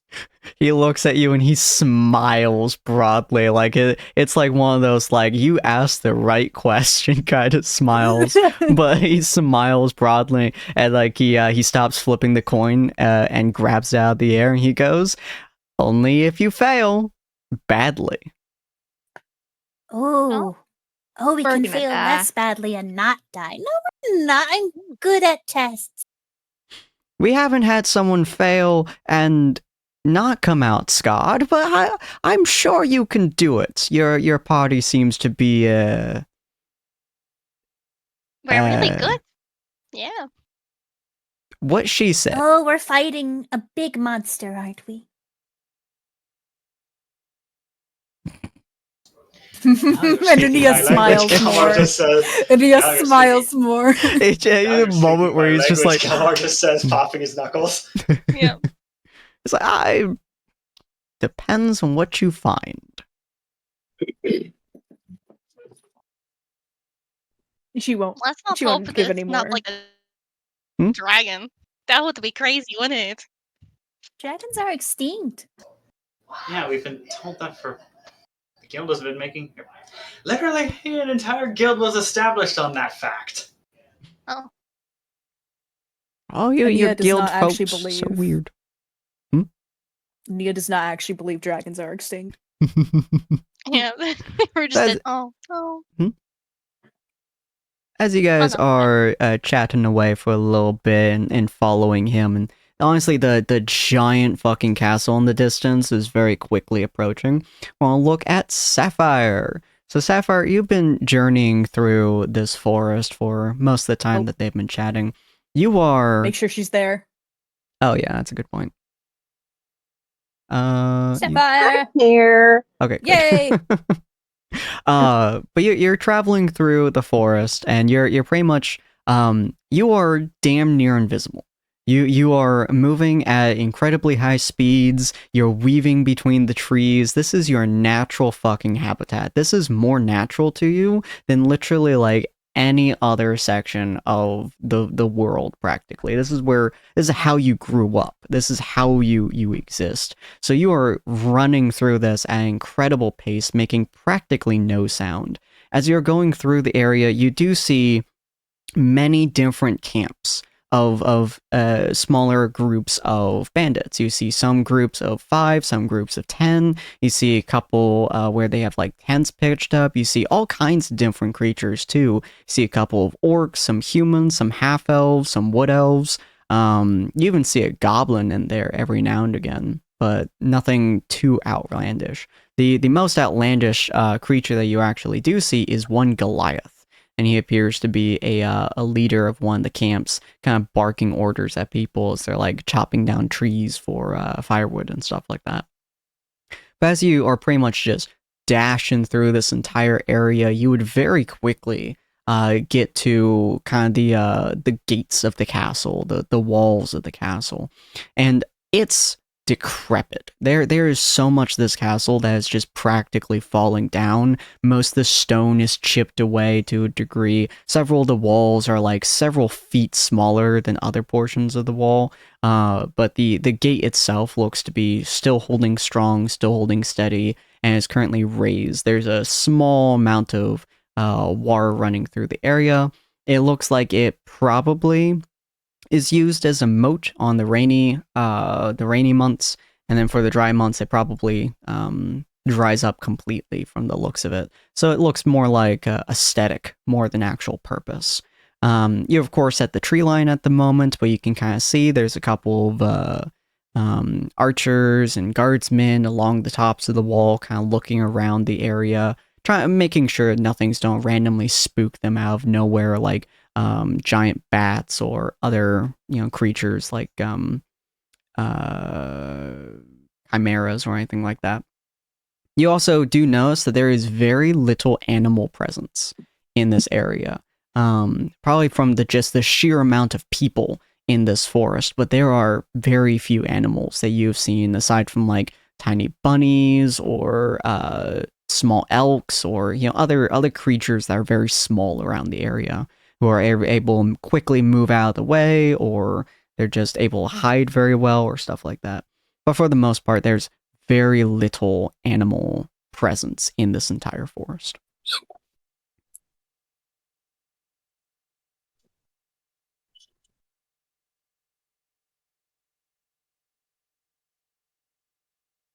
Are you gonna do anything when you get up to the castle walls?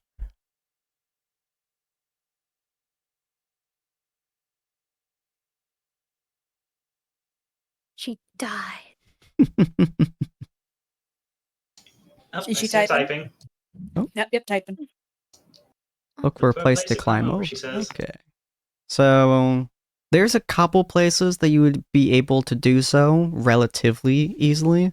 Probably the walls are about 30 some feet up, so that will take you a little bit to get over them. Considering you have more or less all the time in the world to do so, it's not super hard. So you run up to one of the small decrepit parts of the wall, which has easily a couple feet taken off of it. And the wall itself is relatively easy to climb because there's so many handholds that have just been poured out of it, essentially, over the years that it's been standing. So you climb relatively easily. It takes you probably about 10-15 minutes or so to be able to climb up. You pretty much wait until one of the guards pass by before you pop up, and then you pop over, just to make sure that when they walk back and forth, they don't see you. As you look over the inside of the area, it's huge. It is absolutely fucking massive. There's so much to this area that you can see from your 30 or so feet climb, and it is so huge that you can't even see all of it from where you are. A lot of the buildings are blocking you for the most part, but the thing that you do notice easily, just pretty much the moment you go through the area, there is so much snake and serpent insignia all over the area. There are tapestries, it's inside of the stones, it's pretty much monuments and murals all over the area. There's statues of the Yontis set up. There are literally hundreds upon hundreds of different types of items all about snakes and stuff. Insignia, yeah. Is absolutely flooding the area.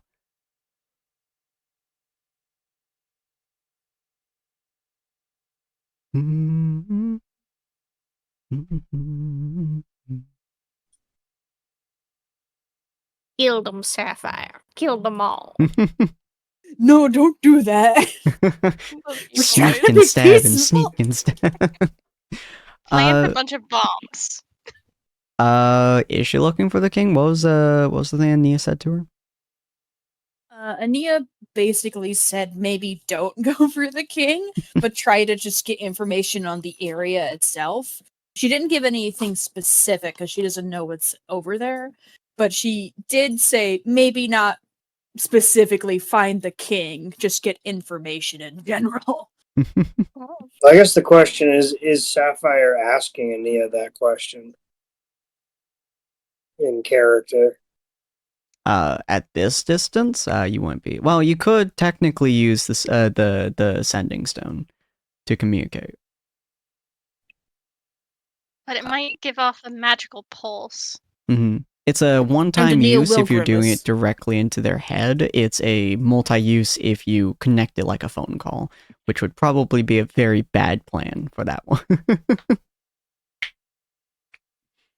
But the one-time use is available to you whenever you'd like to use it. Ania would have basically given the impression that whatever information Sapphire thinks is vital is good enough. Okay. But just that she doesn't think trying to hunt down the king specifically is important as much, or that could be dangerous. Mm-hmm. But it's up to Sapphire if she still wants to do that anyway. Okay. So very, very curious. Okay. I'll find information. Cool. There's a couple ways that you could probably find information around the area. Anything that'll help the party. So probably how many guards there are would be something you would be able to relatively easily find the information. The insignias and stuff like that, everyone will probably be able to see it relatively easily. So just the fact there is a lot of snake insignia and stuff like that, probably somewhat helpful. And then any info on the well-armed the task. guards That's are? a good question. And then the armed guards is also one. You would find out that the armed guards and stuff like that are primarily armed with bows, very minor martial weapons, swords, glaives, stuff like that, and a couple of shields. Nothing super big. There are a few folks who look to be captains, one which is holding a very large, I suppose it would be a one-sided great axe. It's like an executioner's axe. It's fucking huge. And then another one is wielding a short sword and shield, as actually almost as small as you are. They look to be focusing more on speed than anything else. As you're looking around, you don't seem to find anything specifically on the test, at least not that you can find very quickly. You do hear a couple of folks kind of chatting amongst themselves, so I will have you roll a perception check real quick. 1d20 plus 4. And see how much Generally, information so many people Hmm? that it would not be good for us to get in a fight in this area. No. she can easily see at least 30 armed guards just along the walls. And assuming that all the people in the camp or in the area are armed, that's at least another couple hundred. As a 20. Goddamn. All right. So you would hear from some of the conversations from some of the folks, just the random people walking around talking, that they're kind of excited that there's, folks being brought into the area because they don't often have them. There's a couple that are asking like, oh, are they going to be new? Are they going to be added? A couple of them are, pretty much just shitting on some of the mercenary work that they've had lately, and they don't seem to mesh very well. But then you hear one person talking about, oh, it'd be, I wonder if they're going to take the test, a couple of the higher ups need to take these tests to ensure that, they, while they're fit to meet the king, most of the folks haven't met the king. One of them goes, yeah, I heard from one of the captains. You go in there and it's your worst nightmare come to life. It's crazy. I don't know how true it is, but apparently they saw like clowns in there and they had to beat the shit out of them. And it was a wild time. Yeah. Pretty much one of the only informations you'd get from the test.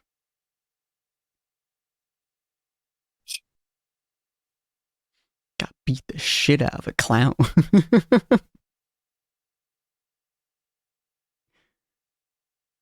They will specifically have said that the tiny chick with the short sword and shield was the one who had to beat the shit out of a clown. Apparently it was her worst nightmare. All right, cool. You sneak out again, and it takes another 10 minutes or so. Climb the walls, and you head down. And you head all the way back to your group.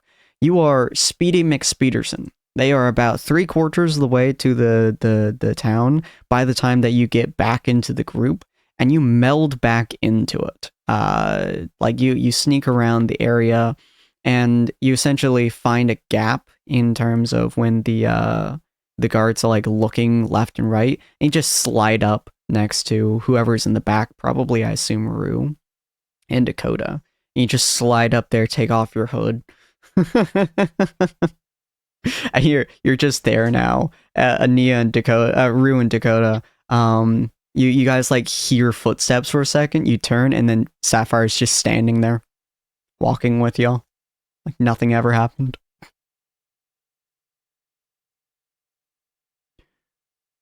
Honestly, I'm not Dakota sure if did you guys not would have even notice. have noticed. Yeah. Yeah. Dakota's just like, oh,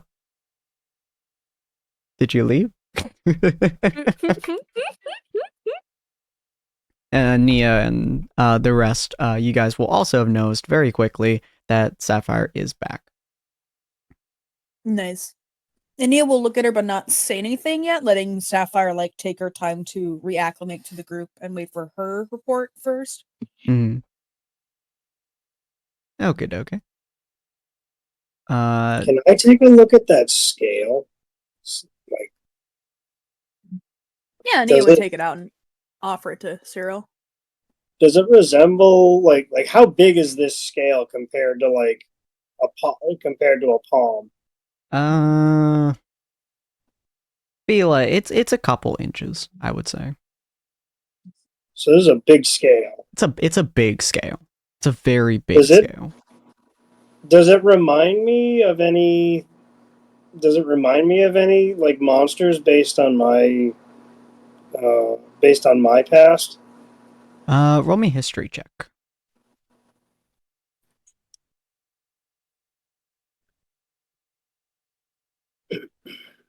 And Sapphire, feel free to type in the chat whatever you might say to anyone.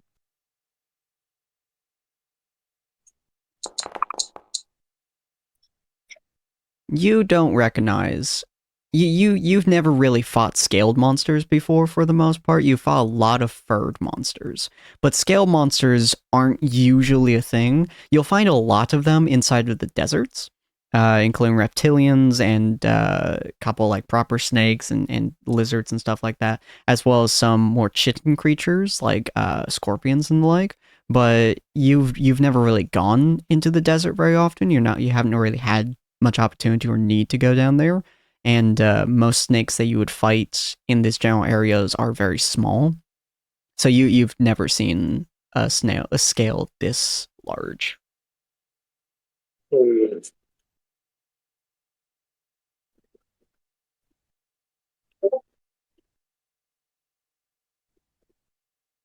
Okay, and Mhm. and Sapphire tells that to every party member or just one?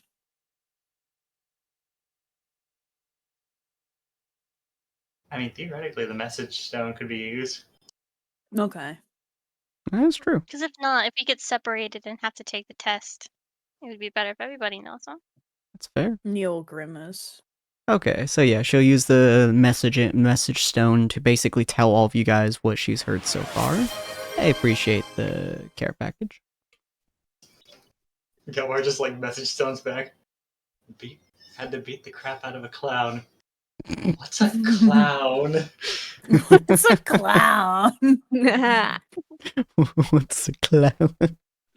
I love Book the 4 idea of that those who Dakota don't Rider. know what clowns are, all you have in your mind is like, oh god, it's a new horrifying monster. Rolls to Sin, know what clowns are. would you like me to insight check that, or should I just have Ania put stuff together? Insight what exactly? The information we got and what the test means. I would say for that, roll a. You're trying to put together, so that would be just a int save. We'll go with int save. Okay, so basically what she's thinking now that you can edit based on how good or well the roll is that we're gonna have to face something we're afraid of, and Ania's aware they have some way to tell what that is, and Ania super does not like that, so that's the like what I would do without an ability check. Let me do ability check. Int check, you said? Yeah, int save. Okay. Oh, that's a int check, not int save. You want me to do another one as a saving throw? No, we'll just add in your intelligence proficiency. saves. Yeah, if you What'd have you say, proficiency. Do you have proficiency in intelligence saves? If not, then it's the same roll. No, my save is +3 more. So it says my mod is +3 and my save is +6. Yeah, Okay, so you have adds in your proficiency then? proficiency. So we'll just add Okay, +3 so to that, so that'd be 23. Okay. You are, from what you can tell, based on that you are pretty much on the money. From what you can tell, based on what you put together, it seems like this test is going to be testing your primal fears, or whatever it is that you truly fear, and seeing if you can combat against it. How they do that, you have no idea, but it appears like some people seem to fight whatever it is that they're fearing and overtake it by pure might. You assume that there's probably other ways to deal with it too. You know from a couple books you've read, some people go the acceptance route. You accept whatever it is that you are fearing and you let it become you. And some of them, you know, they push it down so hard that it just can't affect them. Arguably the worst way of dealing with it, but that is a method that you know some people have taken in books you've read. She's going to message Dakota with the message stone specifically and be like, We do not want to take this test if they are able to see what the test is. Dakota just like nods and like he's like panicking. Do you say like, can you see the test, Mr. Asshole? So Ania will. Well, yeah. Oh no, go ahead. This is like so. In regards to this test, do you like? Is it like the kind of test where you like watch them take it, or do you just throw them in a room and see if they come out, or like? We have a thing. We have a mirror. I'll let you know that we have a mirror. You look into this mirror, and either you wake up or you don't. So it's a sort of fight in the mind sort of thing. I assume so. I've never taken it myself. Okay. Well, that's a little unfair. You've never taken your own test. I don't have to. Nah, point taken. Point taken. Would you If we do don't something that all- could potentially kill you if you knew you didn't have to and you were already trusted by the folks that you're doing it to be trusted by? Certainly not. You wouldn't just try to see if you could do it? Certainly not. I have Oh. pride in my life. And you wouldn't do it? It could kill me. He's human, right? Oh yeah. It could, but it could not. At the Well, same you time, don't- So when you said that the that appreciation. if we failed, sorry, At the same time, I can understand the healthy appreciation for your own life, as short as it is. so when you said that if we would only die if we failed the test hard enough, you meant that the test itself would kill us without your aid. That's my assumption. Sometimes they come back and they're horribly scarred, but they survive and they continue. Sometimes they come back, they fall over, and we check them and they're dead. And sometimes they just never get back up again. Hmm. If you're strong enough, you get to meet our king. If you're not strong enough, well, we're gonna kill you anyways. So, I mean, what's the difference? If only some of us go to see the king, do the rest of us have to take it? Only the ones that see the king need to take it. I'm the king's right-hand man, so I've never had to take it, because I've known that man for, well, my entire life. Anil will nod. And she won't have any more questions. Cool. How do you know when someone's strong enough? He would reply with, oh, it's simple. They come out.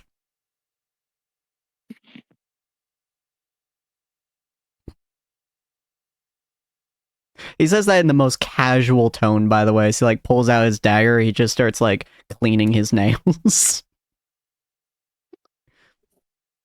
If you don't come out, well, you weren't strong enough. If you do come out, well, you're strong enough.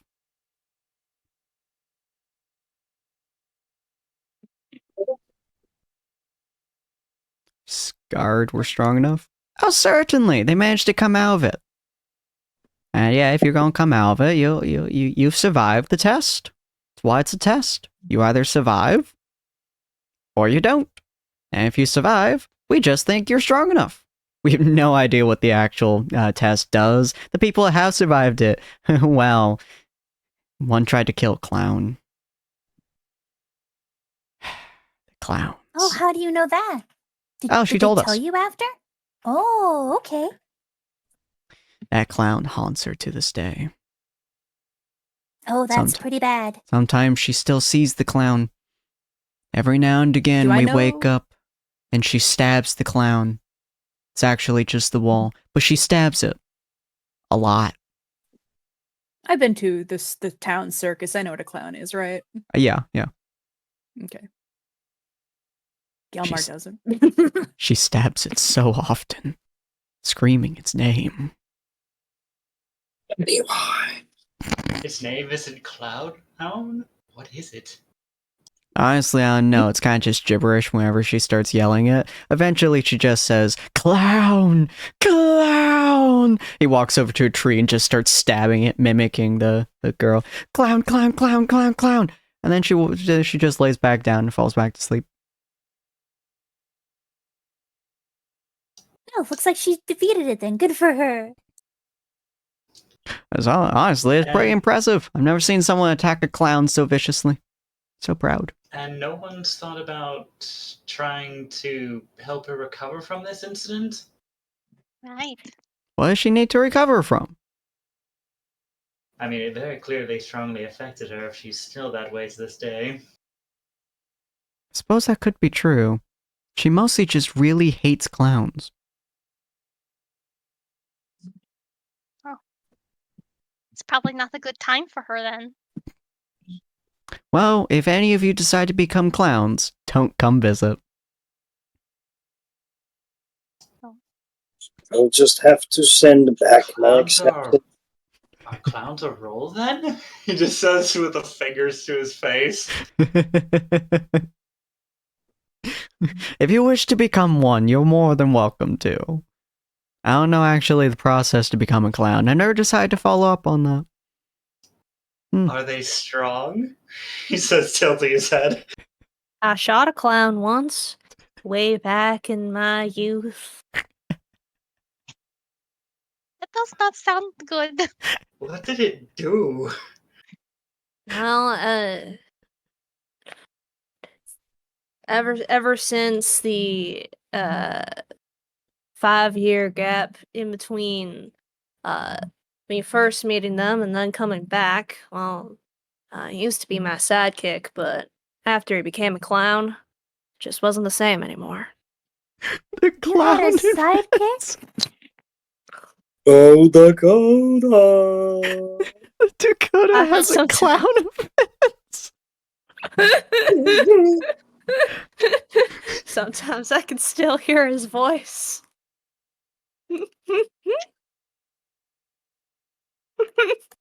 Maybe there are two people that need to have a little bit of Wow. therapy. I need to hear these stories again one day. I think you get along with her People that are pretty scared well. of clowns. Jesus Christ. As you guys continue walking, you guys do see the same sight that Sapphire saw earlier, which is the giant wall in front of you and the large gate. And he's like, or the drawbridge, and he's like, we've made it! Welcome to the Crimson Claw Ruins. Don't let the looks fool you. It's quite comfortable as long as you get used to the rocks. He tilts his head. Rocks? Yeah, there's a lot of rocks inside. And he kind of throws his knife up in the air, and you can see it spins around for a second while, midair. And the sun hits it, and you can see light just kind of flashing off of it before he catches it, and the drawbridge starts to lower. Feels awesome every time I do it. And on we go! And he just starts And Nia will sideways clap. walking. And Nia claps. Oh. It's tricks like that the clowns do. What? Cyril turns to Gelmar when he does that. It's tricks like that the clowns do. Gelmar just places his gloved hand to his face. Hey, Jet Jake, welcome. Alright. But you guys enter this decrepit castle. As you guys look around you, there are so many guards, so many people, raiders and bandits and guardsmen and such, all not quite decked out, but they all have some kind of weapon on them, and most of them are all looking directly at your group as you guys just Cade is practically sauntering through the area, just no worries on his face whatsoever, no fears. He's just do do do do do do do do do as he's heading through the area. Ania would like to look at all the snake stuff as well Alright. as she can from being just walking. No problem, Jake. Feel free to roll me perception real quick. It's gonna be like a 1. Not that bad, not that bad. Not that bad. 13. So you're looking through the areas. If there's nothing specific that you're looking for, you do see just a crap ton of snake memorabilia, from posters to there's a very large was the word called mural. There's a very large mural on it as well, and quite a few other snake insignias as well. Not gonna lie, I never expected myself to do a parlay with bandits. It's a little late to mention. I think Dakota's just kind of looking around the castle, seeing if he can make any connection between these bandits and the bandits in his books, if they're similar at all in his eyes. There's some, I would say. They definitely have the look of it. You guys are definitely seeing a bunch of people who they're missing some teeth. They're all kinds of weapons. They have bows on their back. One has a crossbow on it. Like they look like a bunch of like people about to raid your town, essentially. It's not the most pleasant sight in the world for you, and it definitely puts you on edge. Yeah.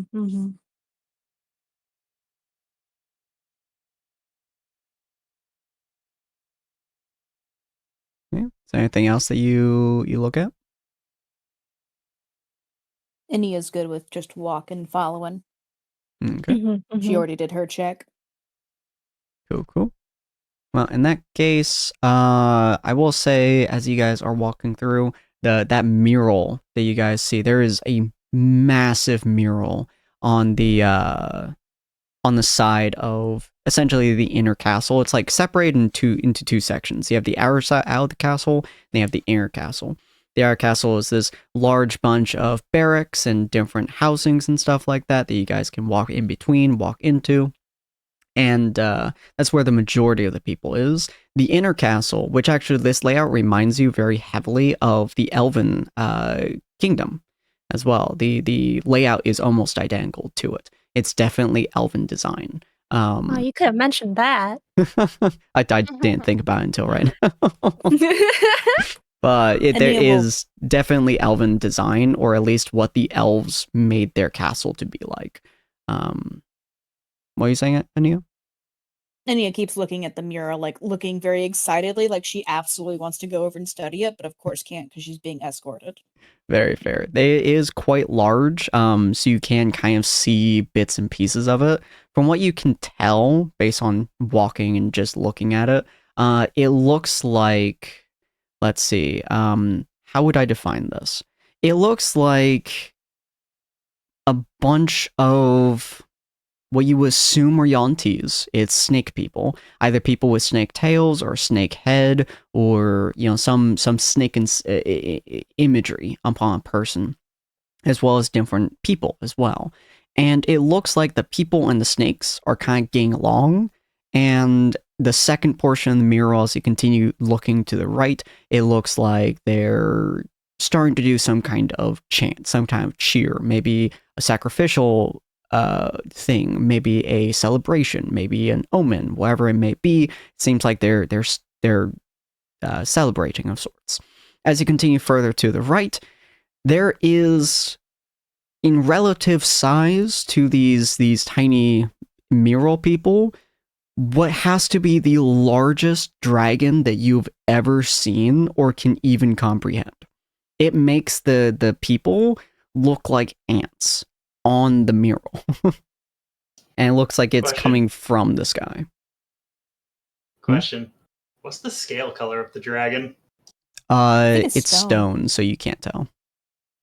Dang. But this thing would easily be in relative size over 600 something feet. Based on the 0.3 second look I got at the space dragon that burned my eyes, can I get anything out of that? From what you can tell, roll me history real quick.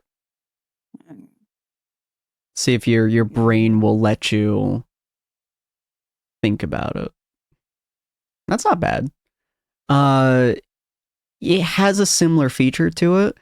Specifically, as you look at the mural, and it's a really hard look to see any detail from the mural. But one thing that they made very, very like perfectly created, thing that they spent probably years working on, is the eyes of this dragon. So as you're looking at this, you do look at those eyes, and that is the exact same minuscule moment that your brain connects like the two of them as kind of the same being from that eyes, and your eyes do hurt ever so slightly looking at the eyes of this dragon, just from the sheer memory of that moment. Okay, Nia does wince and rub her eyes and continue walking. Mm-hmm. All right, you guys head onwards into the area, and you guys see, like, he's just kind of happy and smiling. You guys get to the kind of near the inner sanctum, section of the area, And he like puts up a hand, and all the guards just shrug, and they start going to one side or the other into barracks and stuff like that. And he turns around and looks at the group. All right, ladies and gentlemen, if you guys want to meet the king, we will have your test. Anyone who doesn't wish to take the test may stay here, mingle around, interact with the fellows and folks, and if your partners die, well, your partners die. Wow. Nia will. Oh, go ahead. Was yours the Oh wow? no, she just said wow. Wow. Wow. Nia will look up to Cyril and be like, Do you need me to take the test? which is she hopes Cyril gets the hint of like, do you need me to talk to Roderick with you?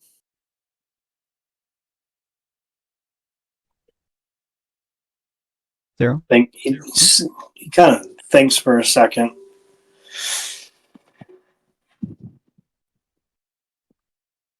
Not sure if you absolutely need to. Although you probably would miss out on a great deal. True, he has all this stuff here. I want to Lots personally of- see.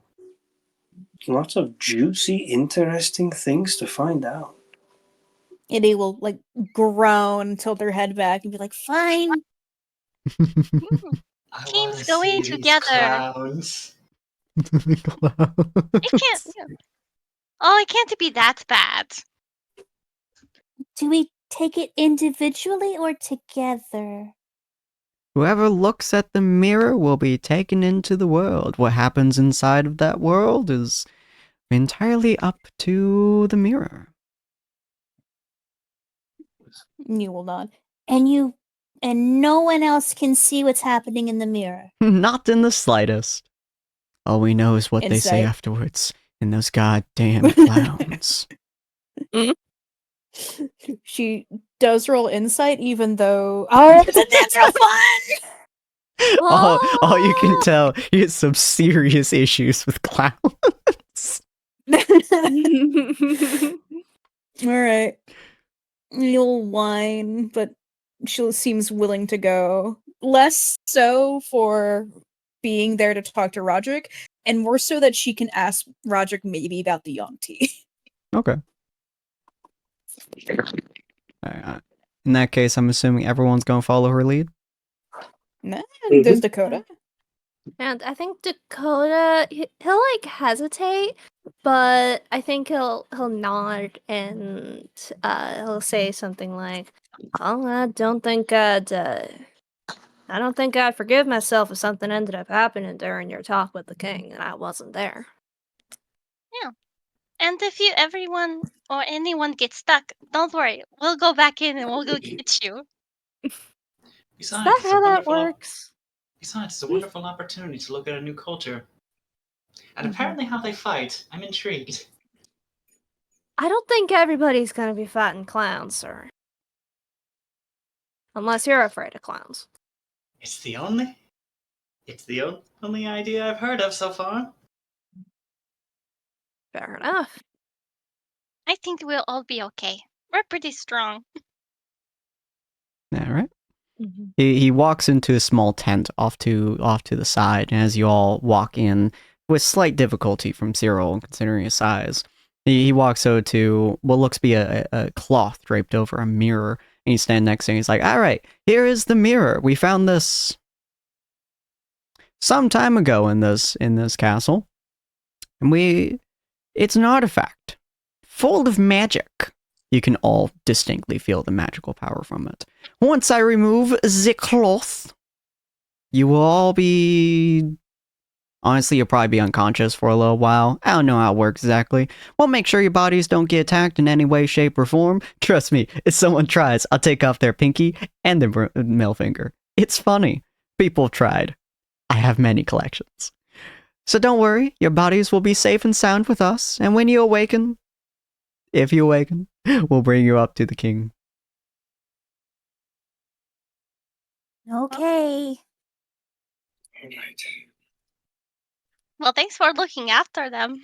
Absolutely. We may be bandits, but we're not bastards. We have a code of honor. We don't kill people unconscious. We wake them up and then stab them. The bandit's code. Bandits. Finally, I understand. Kind of like It looks would at be you with like outrageous confusion. He's if like, Roderick was a huge fan of the Dakota Rider books. oh god. So many different, Dude! so many different cultures. Weird. Like, all right, and a 1 and a 2. Are you ready? Who cares? Whee! And he like pulls off the cloth. And I'm assuming you all stare into the mirror. Mm-hmm. Yup. So you all take a gander into the mirror, and the next thing that you guys feel, just seconds later, I forgot I had maps for the ruins. Oh well. So this was the map I was supposed to have while you guys were walking through the ruins, but you know, it's whatever. Pretty. As you guys look into the mirror, you feel odd, and then a second later, it's like a snap, and you guys are here. You guys are standing in, all 6 of you, are standing in some kind of weird, almost broken palace with a absolutely gigantic moon overhead. It is the single largest moon you guys have ever seen. It does not feel like it should be this large for how big the moon is in comparison. And the area around you is dead silent. There is no sound whatsoever around you aside from the breathing of your teammates. You could hear a pin drop in the absolute silence. The area around you does not seem to have any noticeable traits. It is mostly just broken pieces of statues and stuff like that. Star check. Feel free to roll nature. Okay, I gotta get my sheet up again. Star check.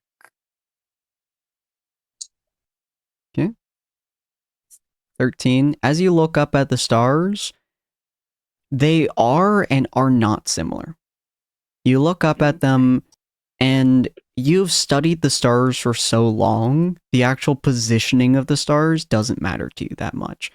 So when you look at them, you flip them in your head. You look at it and you flip the positioning, like you basically reflect it. All these stars are backwards. They're mirrored. Hey, Sin. Mhm.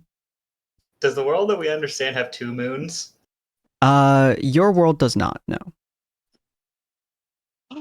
There is a second moon in this one, yes. Oh, that's funky. But all the Oh, stars in the baby. sky that you can see are flipped. They're completely mirrored, almost perfectly. Okay. She won't mention that. She's Okay. quiet, looking around. There is absolutely no sound in this entire area. There seems to be small, almost entrances, kind of separated by stone statues, almost as if they're inviting you guys forwards. But aside from that, absolute silence. There's no birds. There's no rustling of the leaves. There's no wind blowing. There is nothing. You can actively hear all of your teammates breathing next to you. If we look behind us, is there anything an exit? Nope.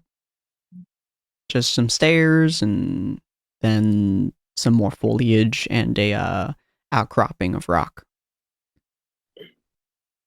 Ania, being intelligent, is choosing not to speak first because she feels like whoever speaks first is gonna be chosen first. So she is very quiet, uncharacteristically quiet. Okay. The opening. There's openings. Is there like one for each of us? It seems to be randomly placed around. There's probably 13 or 14 different openings between rocks. Oh, okay. Is there anything about any of the openings that's like drawing any of us in? Not particularly. There is like around some of the rocks, there seems to be like Cyril. You can see around one of the rocks' neck is a weird trinket. It looks like a small sword, wooden sword around a little keychain of sorts, just a metal chain. That's around one of the rocks. You can see around another rock is what almost looks to be a necklace of stars. It's there and also not. It literally, like every time you look at it, it's either there or it's not. It disappears and then reappears every now and again, and sometimes it pops up on different rocks as well. It's kind of weird. Around another one is a it looks to be the top half of a great axe, but with a staff embedded in the handle.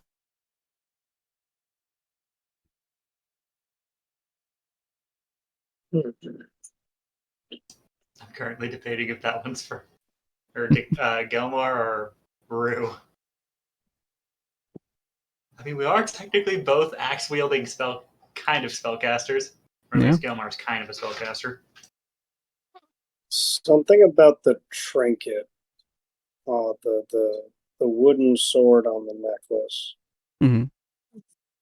Okay, sorry, weird question, but I'm just so bad at listening to things. Are we all together, or is this like we're all in separate places? All 6 of you guys are together on this kind of stone platform area. Okay. I'm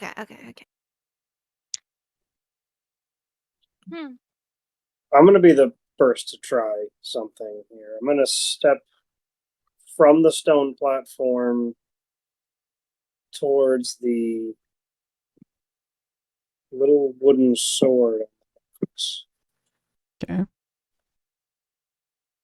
You walk up to the sword, and I'm assuming you reach up to grab it?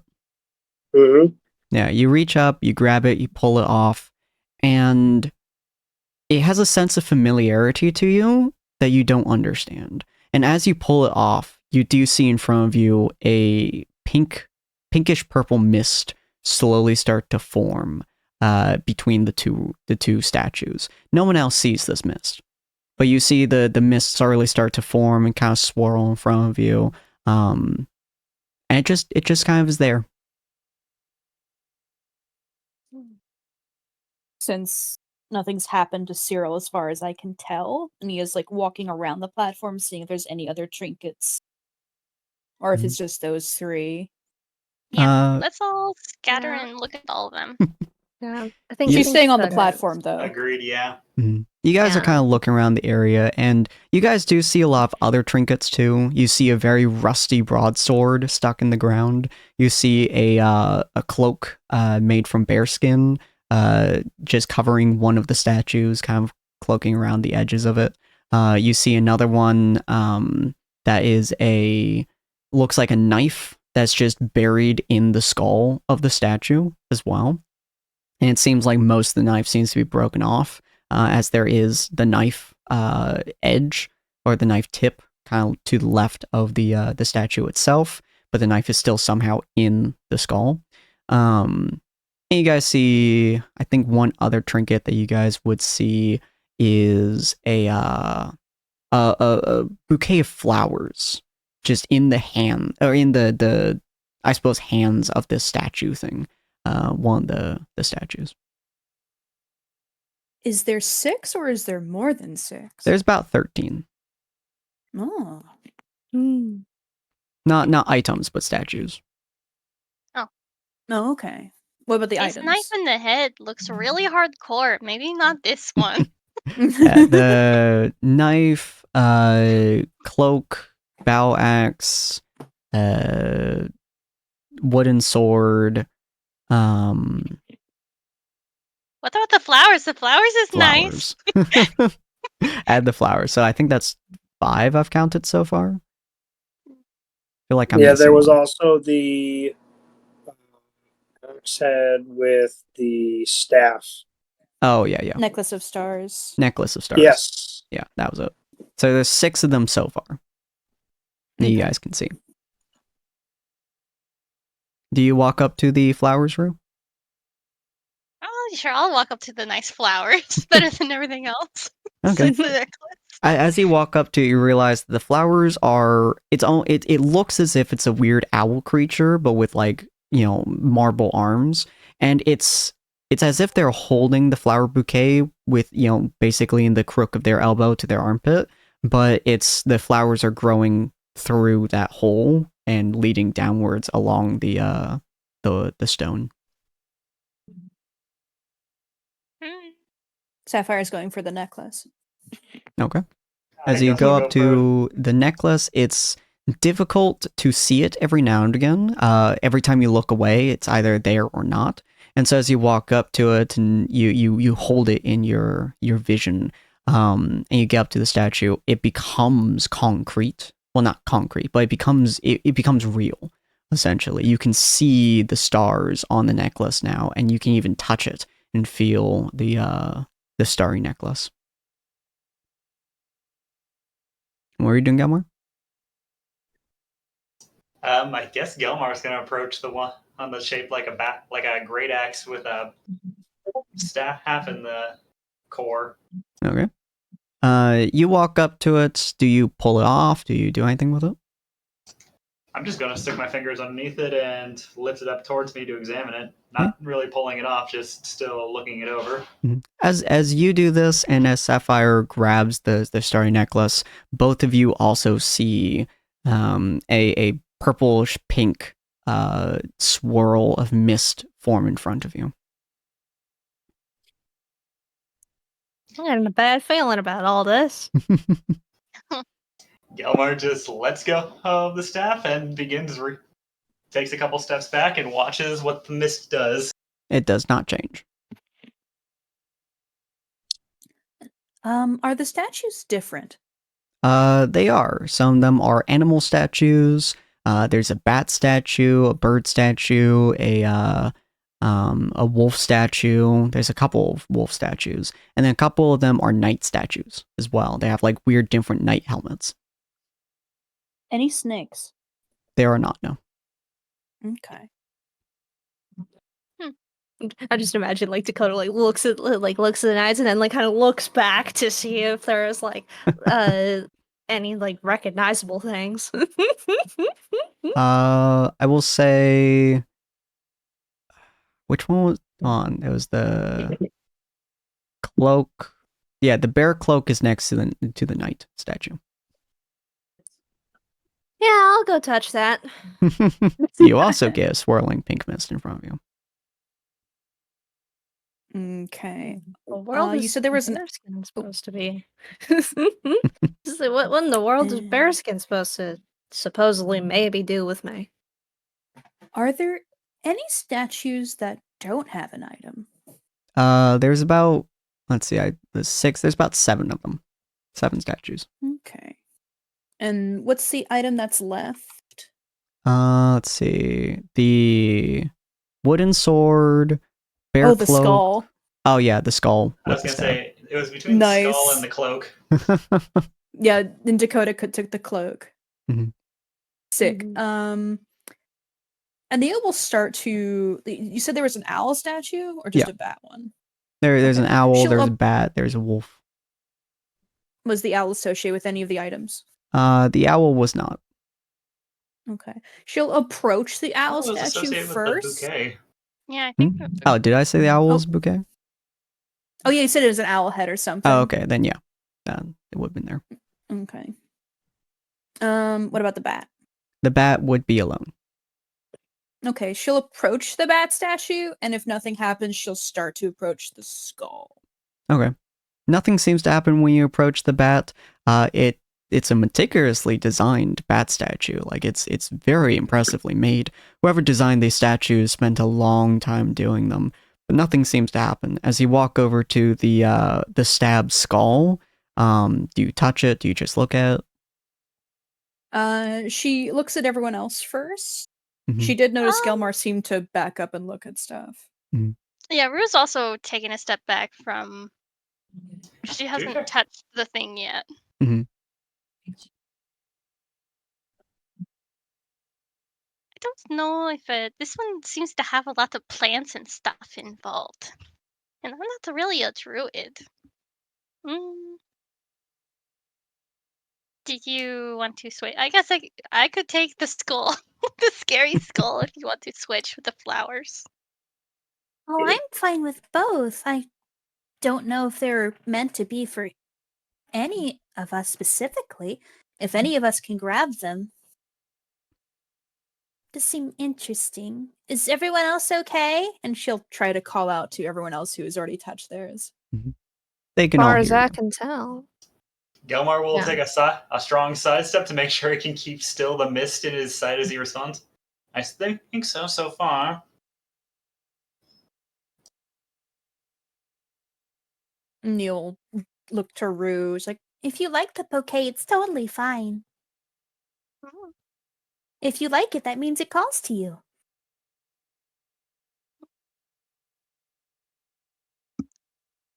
Not too sure, but we'll see how it goes.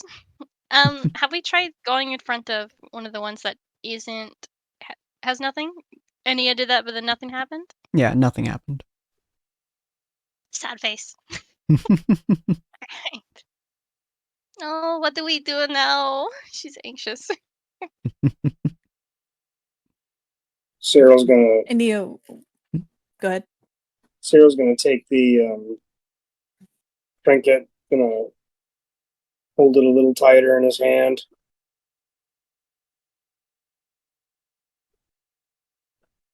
Just to sort of looking at the pink mist. Well,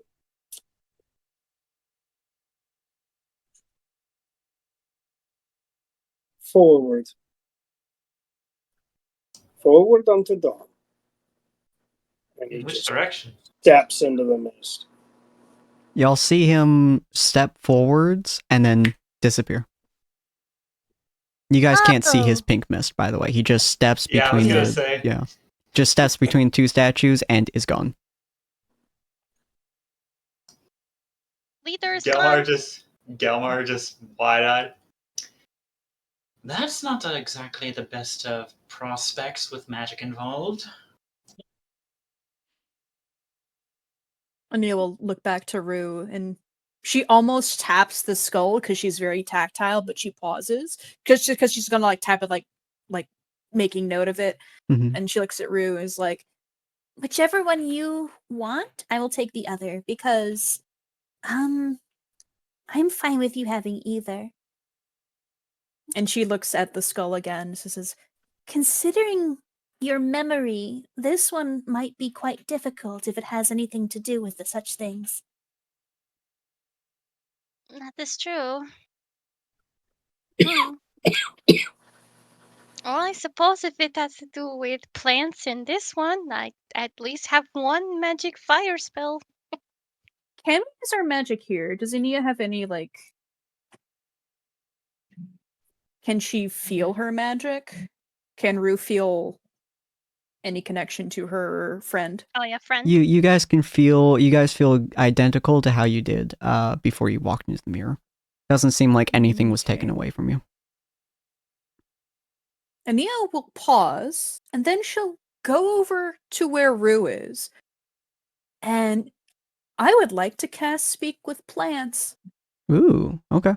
Ooh. How does that spell work again? I think that one's actually a ritual, isn't it? Is it? You can technically cast it without being a ritual if you'd like. Yeah, I just meant it's an option. Plants. Oh yeah. Oh wait, should I just like tap it? How do I? So if you click the name, you can click info, and then it'll post it to the chat. There you go. Thank you. With limited sentience. Interesting. Okay. Nice. So Check while I'm at it. you see it kind of when you use it, you see the plant kind of growing a little bit, bouquet flowers kind of growing a bit, then it shrinks. And it seems like in this weird process of growing and shrinking over and over, almost like it's breathing. And Ania does not have any intention to give it any commands. Mm-hmm. And she'll attentively try to. Hello, can you hear me? Hello, can you hear me? And she'll think about it. And she'll be like, What do you think is the best test for Rue to take? The best test? The best test for Rue to take. The best test her fear is to take. Adia looks to Rue and she says, Well, I guess whichever one you're most scared of. It is about fears, I assume, so whichever one you're most scared of to take is probably the best one to take. Oh, the best for who, though? The best for who? The best for who? Which one are you scared of more? Okay, all right, take the flowers. Take the I'm going to flowers, go take over the to this flowers. scary knife thing in the head. Good luck, Rue, and you can do it. You have your friend Oh, with yeah, you. You can do it. that is You true. can do it. Knife in head. Okay. Glad I can't hear that. good thing I didn't hear that. And Neil will, the character, that statue is not offering the bouquet, right? It is not. It's holding it, so it's like it's the crook of the elbow. Neil will lift a hand, just sort of like touch the bouquet. Mm-hmm. She does not try to take it, though. All right. The mist once again forms in front of you. Oh, that's what they saw. And she'll look at the others and she won't go into hers yet. She's just looking after the others for a bit. Okay. Gelmar still looks taken aback and nervous about the entire situation. Still doesn't seem to be willing to take the pink ink, or his own, what you assume to be his pink cloud, out of his own sight. Mm-hmm. Should we all jump back together? Leader's probably waiting for us. He might be already out. I think he's probably somewhere on his own. I think this is likely how this works. If it doesn't, though, we'll have each other to support us. That's So true. whenever you guys feel ready, go ahead and go through. Fighting everyone, and then she goes back. Okay. Looks like Sapphire went You through. you touch the skull, and you see the pink mist in front of you, and then whoosh, you're gone. Sapphire had done so pretty much immediately after Cyril did, I believe. So she's also whoosh. And Annie will look back at the bouquet and she'll think a bit. And she's tempted to ask if there's another way out that doesn't require taking the test. But she feels that's sort of mean considering people already went through. So she's gonna just say, Thank you very much for your help, even if it is limited. I guess I'll just go ahead and take it. Nice to meet you. and she will try to step through Okay. without taking the bouquet with her. You do step through and you disappear. And Gelmar and Dakota, I believe. Well, see you on the flip side then? You can't seriously be telling me you're still planning to do this. Well, I already came all this way.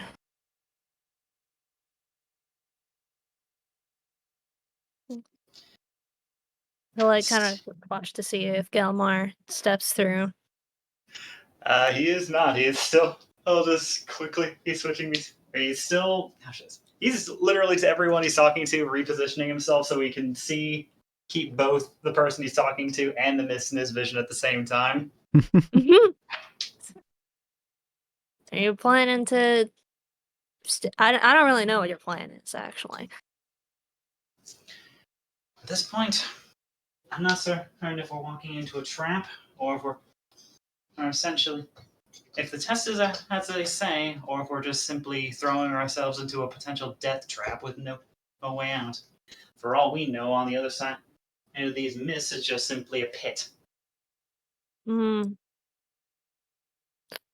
Well, we know that the other person fought bunch of clowns, so I doubt it's just a complete trap and such things. And I mean, who's to say we aren't already in the trap? I don't know what happens if we just stand around here. I'd take a minute to look around for at least a little while longer to make certain that there isn't something else we might be missing. Yeah. I figure if I just stand around here too long, I'm just gonna end up stalling this. Alright. For the Cowboys Code. And he steps through. You also see him just disappear. Slightly annoyed, I look on his face, just like, oh my, why are they doing this? Grabs the great axe off his back, looks towards the pink mist. Gracious grandfather, protect us, he says before darting in. Nice. Alright, that is the order that we're going to be interacting with each of you. So it'll be Cyril, Sapphire, Rue, Ania, Dakota, then Gelmar. So, before we end off today, I'm going to do a little bit of Cyril, because I think it'll be really fun to end it there. So, we're going to pop over to Cyril. Fun for who? Fun for who? Fun for you, fun for me, fun for me. Oh no. So, Cyril, you walk through the pink mist, and pretty much immediately after, you are enveloped by pink and purple and all kinds of weird colors flowing through your brain space. You close your eyes for a second, you open them again, and you are in a massive, dense forest. This reminds you very, very heavily of the forest that you went into a long, long time ago. You walk around a little bit. You're looking at their same trees. You can feel them. They remind you extensively of that journey you took so very, very long ago. And you hear something in your head. It's your own voice, but it's definitely not you speaking. They're talking to you, and then they say, and imagine it's just in your own voice, it says, "Ah, you've come back, journeying through the forest."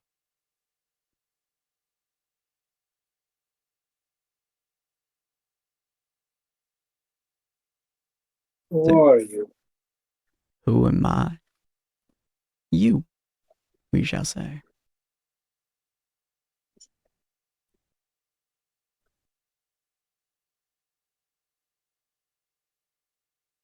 I am everything you desire to be, and everything that you want. But for ease of access, I am you, as you are me.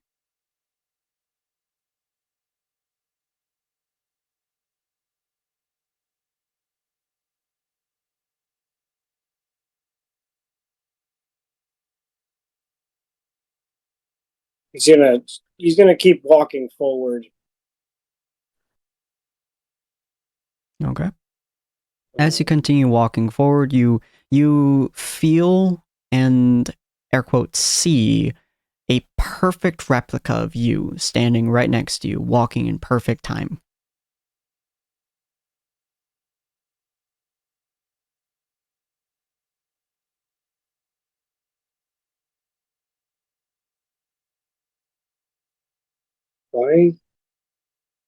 Why choose this one? You don't seek power. You don't seek success. You don't seek strength. What do you seek? I know, but I want you to say it. What is down deep, deep in your soul? What do you desire?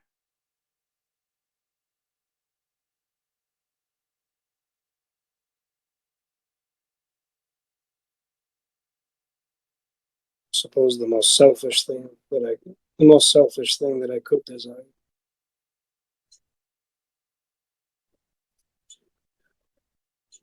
I want to see my wife and son again. So why don't you?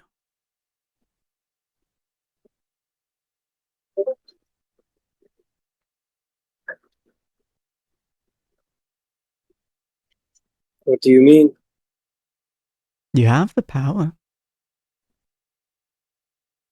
You can easily see your wife and son again. He snaps his fingers in your weird gauntlet, and you see your wife and son in front of you. Just as the day that you last saw them. And they are, in every way, shape, and form, everything that you remember. Your wife smiles at you, and you can even feel your body. As you look down, you are back to how you were the last day that you met them.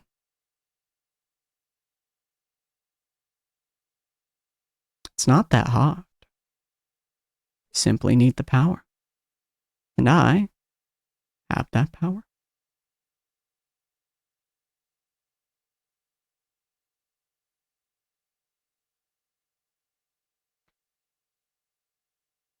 This is a cruel torture. What are you talking about? Why show me this? It does not torture. And you see it like the yourself turn and look to you, and it's you see your old form looking back at you. And they smile at you. I have everything you could possibly want. And your son runs up to you, fucking happy. They run up to you and they hold out their arms. They're probably 6 or 7 at this point. Last time that you saw, and they hold out their arms to you, and they're like, pick me up, pick me up, pick me up. And he's like, you want your son. You want your wife back. What are you willing to do to get them? I'm actually going to ignore this child.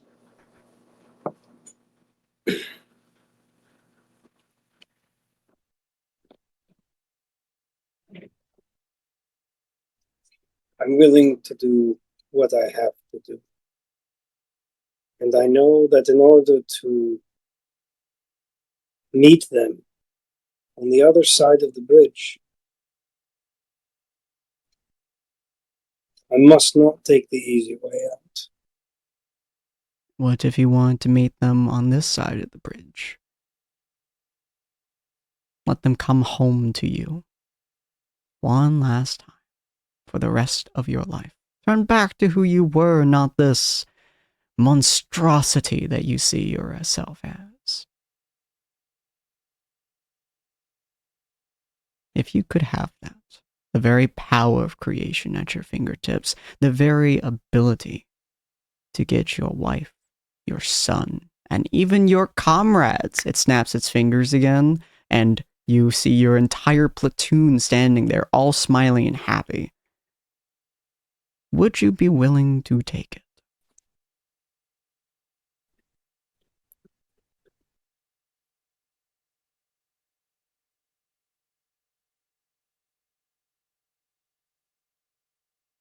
What you're talking about is unnatural. It flies in the face of all things that I know. It seeks to bend fate to its own will against against the natural order. If you are strong enough, if you have enough magic, what is the difference between you and fate?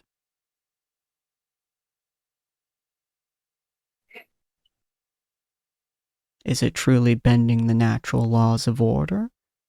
If so, who made the laws? Why can't you remake them?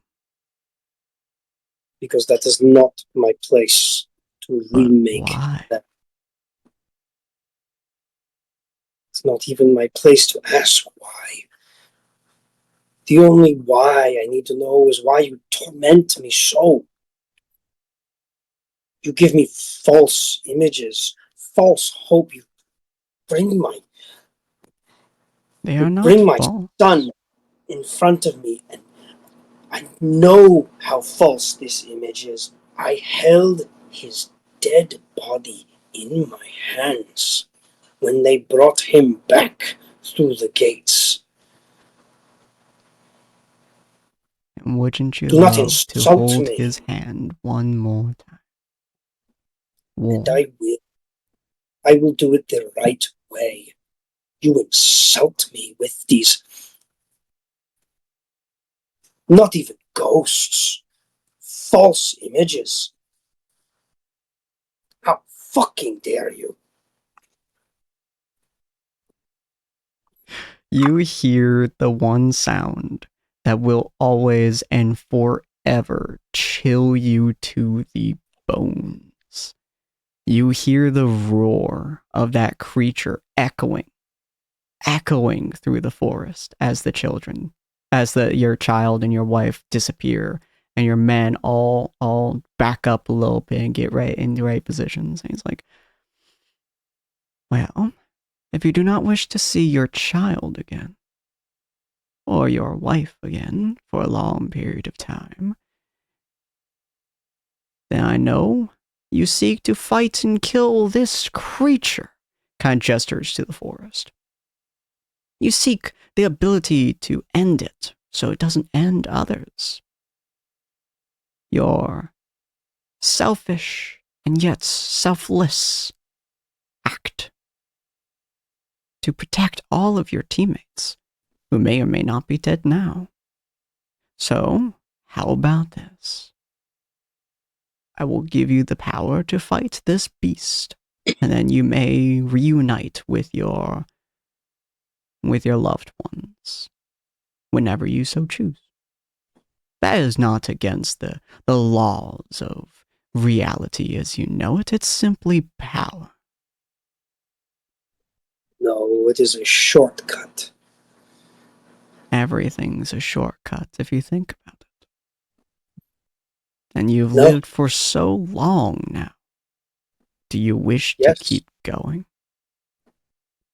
I will go as long as I am required to go. And if you die before you get the chance to fight it, will you be willing to fight your own teammates? One of them that stands next to you starts to like deform and turn into like a monstrous werewolf creature as it turns to you. And as you look at it, you can see in its eyes, it's a mote of sentience, of fear, of concern, and aggression as it then bolts away. Would you be willing to kill one that knows what it is and cannot accept it?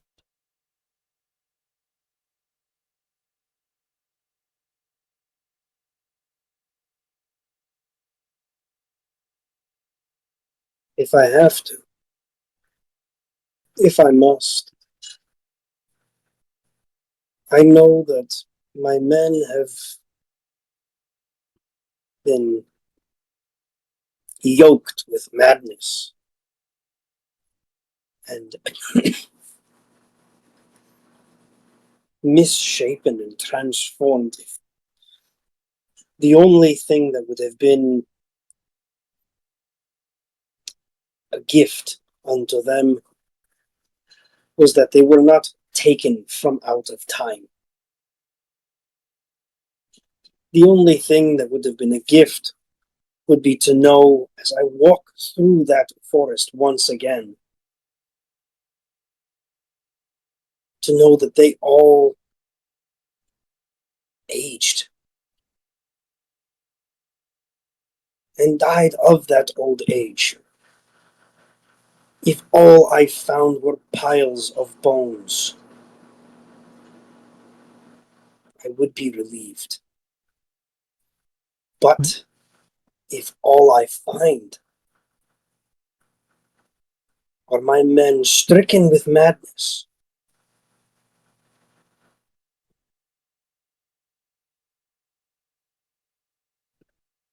I am duty bound to release them of that madness, one way or another. I can make them bones if you choose. I can make it so you find them. Dead of old age. Peaceful. At peace and God. if that is what you desire.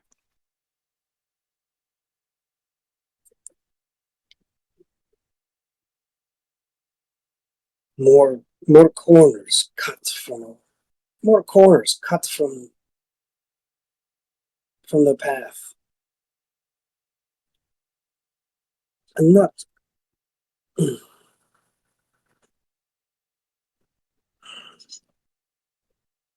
I'm not certain if your time with these bandits has poisoned your own mind.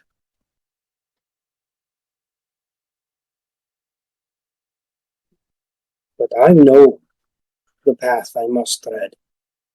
I am simply offering you another path for you to take. Nothing more, nothing less. You are offering a facsimile of a path. You're offering a cut trail, pruned and made pretty. And all it does is lead to a cliff face. You are a strong one indeed. Fascinating. So you do not wish for my strength, my power. You do not wish to see your son and your wife again, to see all of your comrades peacefully dying, and the monster before you dead, before you die. I will see all of that done. And I will see all of that done by my hand, having burnt every step of it. And so I will be have. it. I would have insulted their memory to accept this poisoned fruit. It kind of does a small bow to you as its form seems to shift and change a little bit. And you see each of your 5 companions flashing in front of you. And it slowly stands back up, and it's back in your monstrous form, and you can feel yourself back also in your monstrous form, taking on your image once again. And it says, "Let us see whether your will matches your might." And in a second, you're gone, and you once again reappear here, right in the middle of the platform. And you will be joined at this exact moment, most likely, by each of your teammates. But the next one that we are going to do will be Sapphires, and we're going to do that next week. Hopefully you guys enjoyed this episode. If you guys did, hit that follow button. It's the best way to support us, and you guys can tell whenever we go live, which will also be tomorrow. If you guys want to see more D&D, feel free to come over next week at 6 p.m. PST. You guys can check out all of our different contents at either our socials or anything else that we do. And of course, go check out Storyestry, because she is a wonderful human being. Absolutely love watching her streams. She is just amazing folk. And yeah, we'll see all of you guys next week as the rest of this crew fights their inner demons in a way, shape, or form. And I'm curious on how you guys are going to tackle this experience. So I hope to see all of you fine folks next time, and I'll see all of you. Thank you guys for being my players, and thank you guys for joining. All right, we'll see you guys later. Yay! Bye. Bye! Take care. Bye. Bye bye. Bye!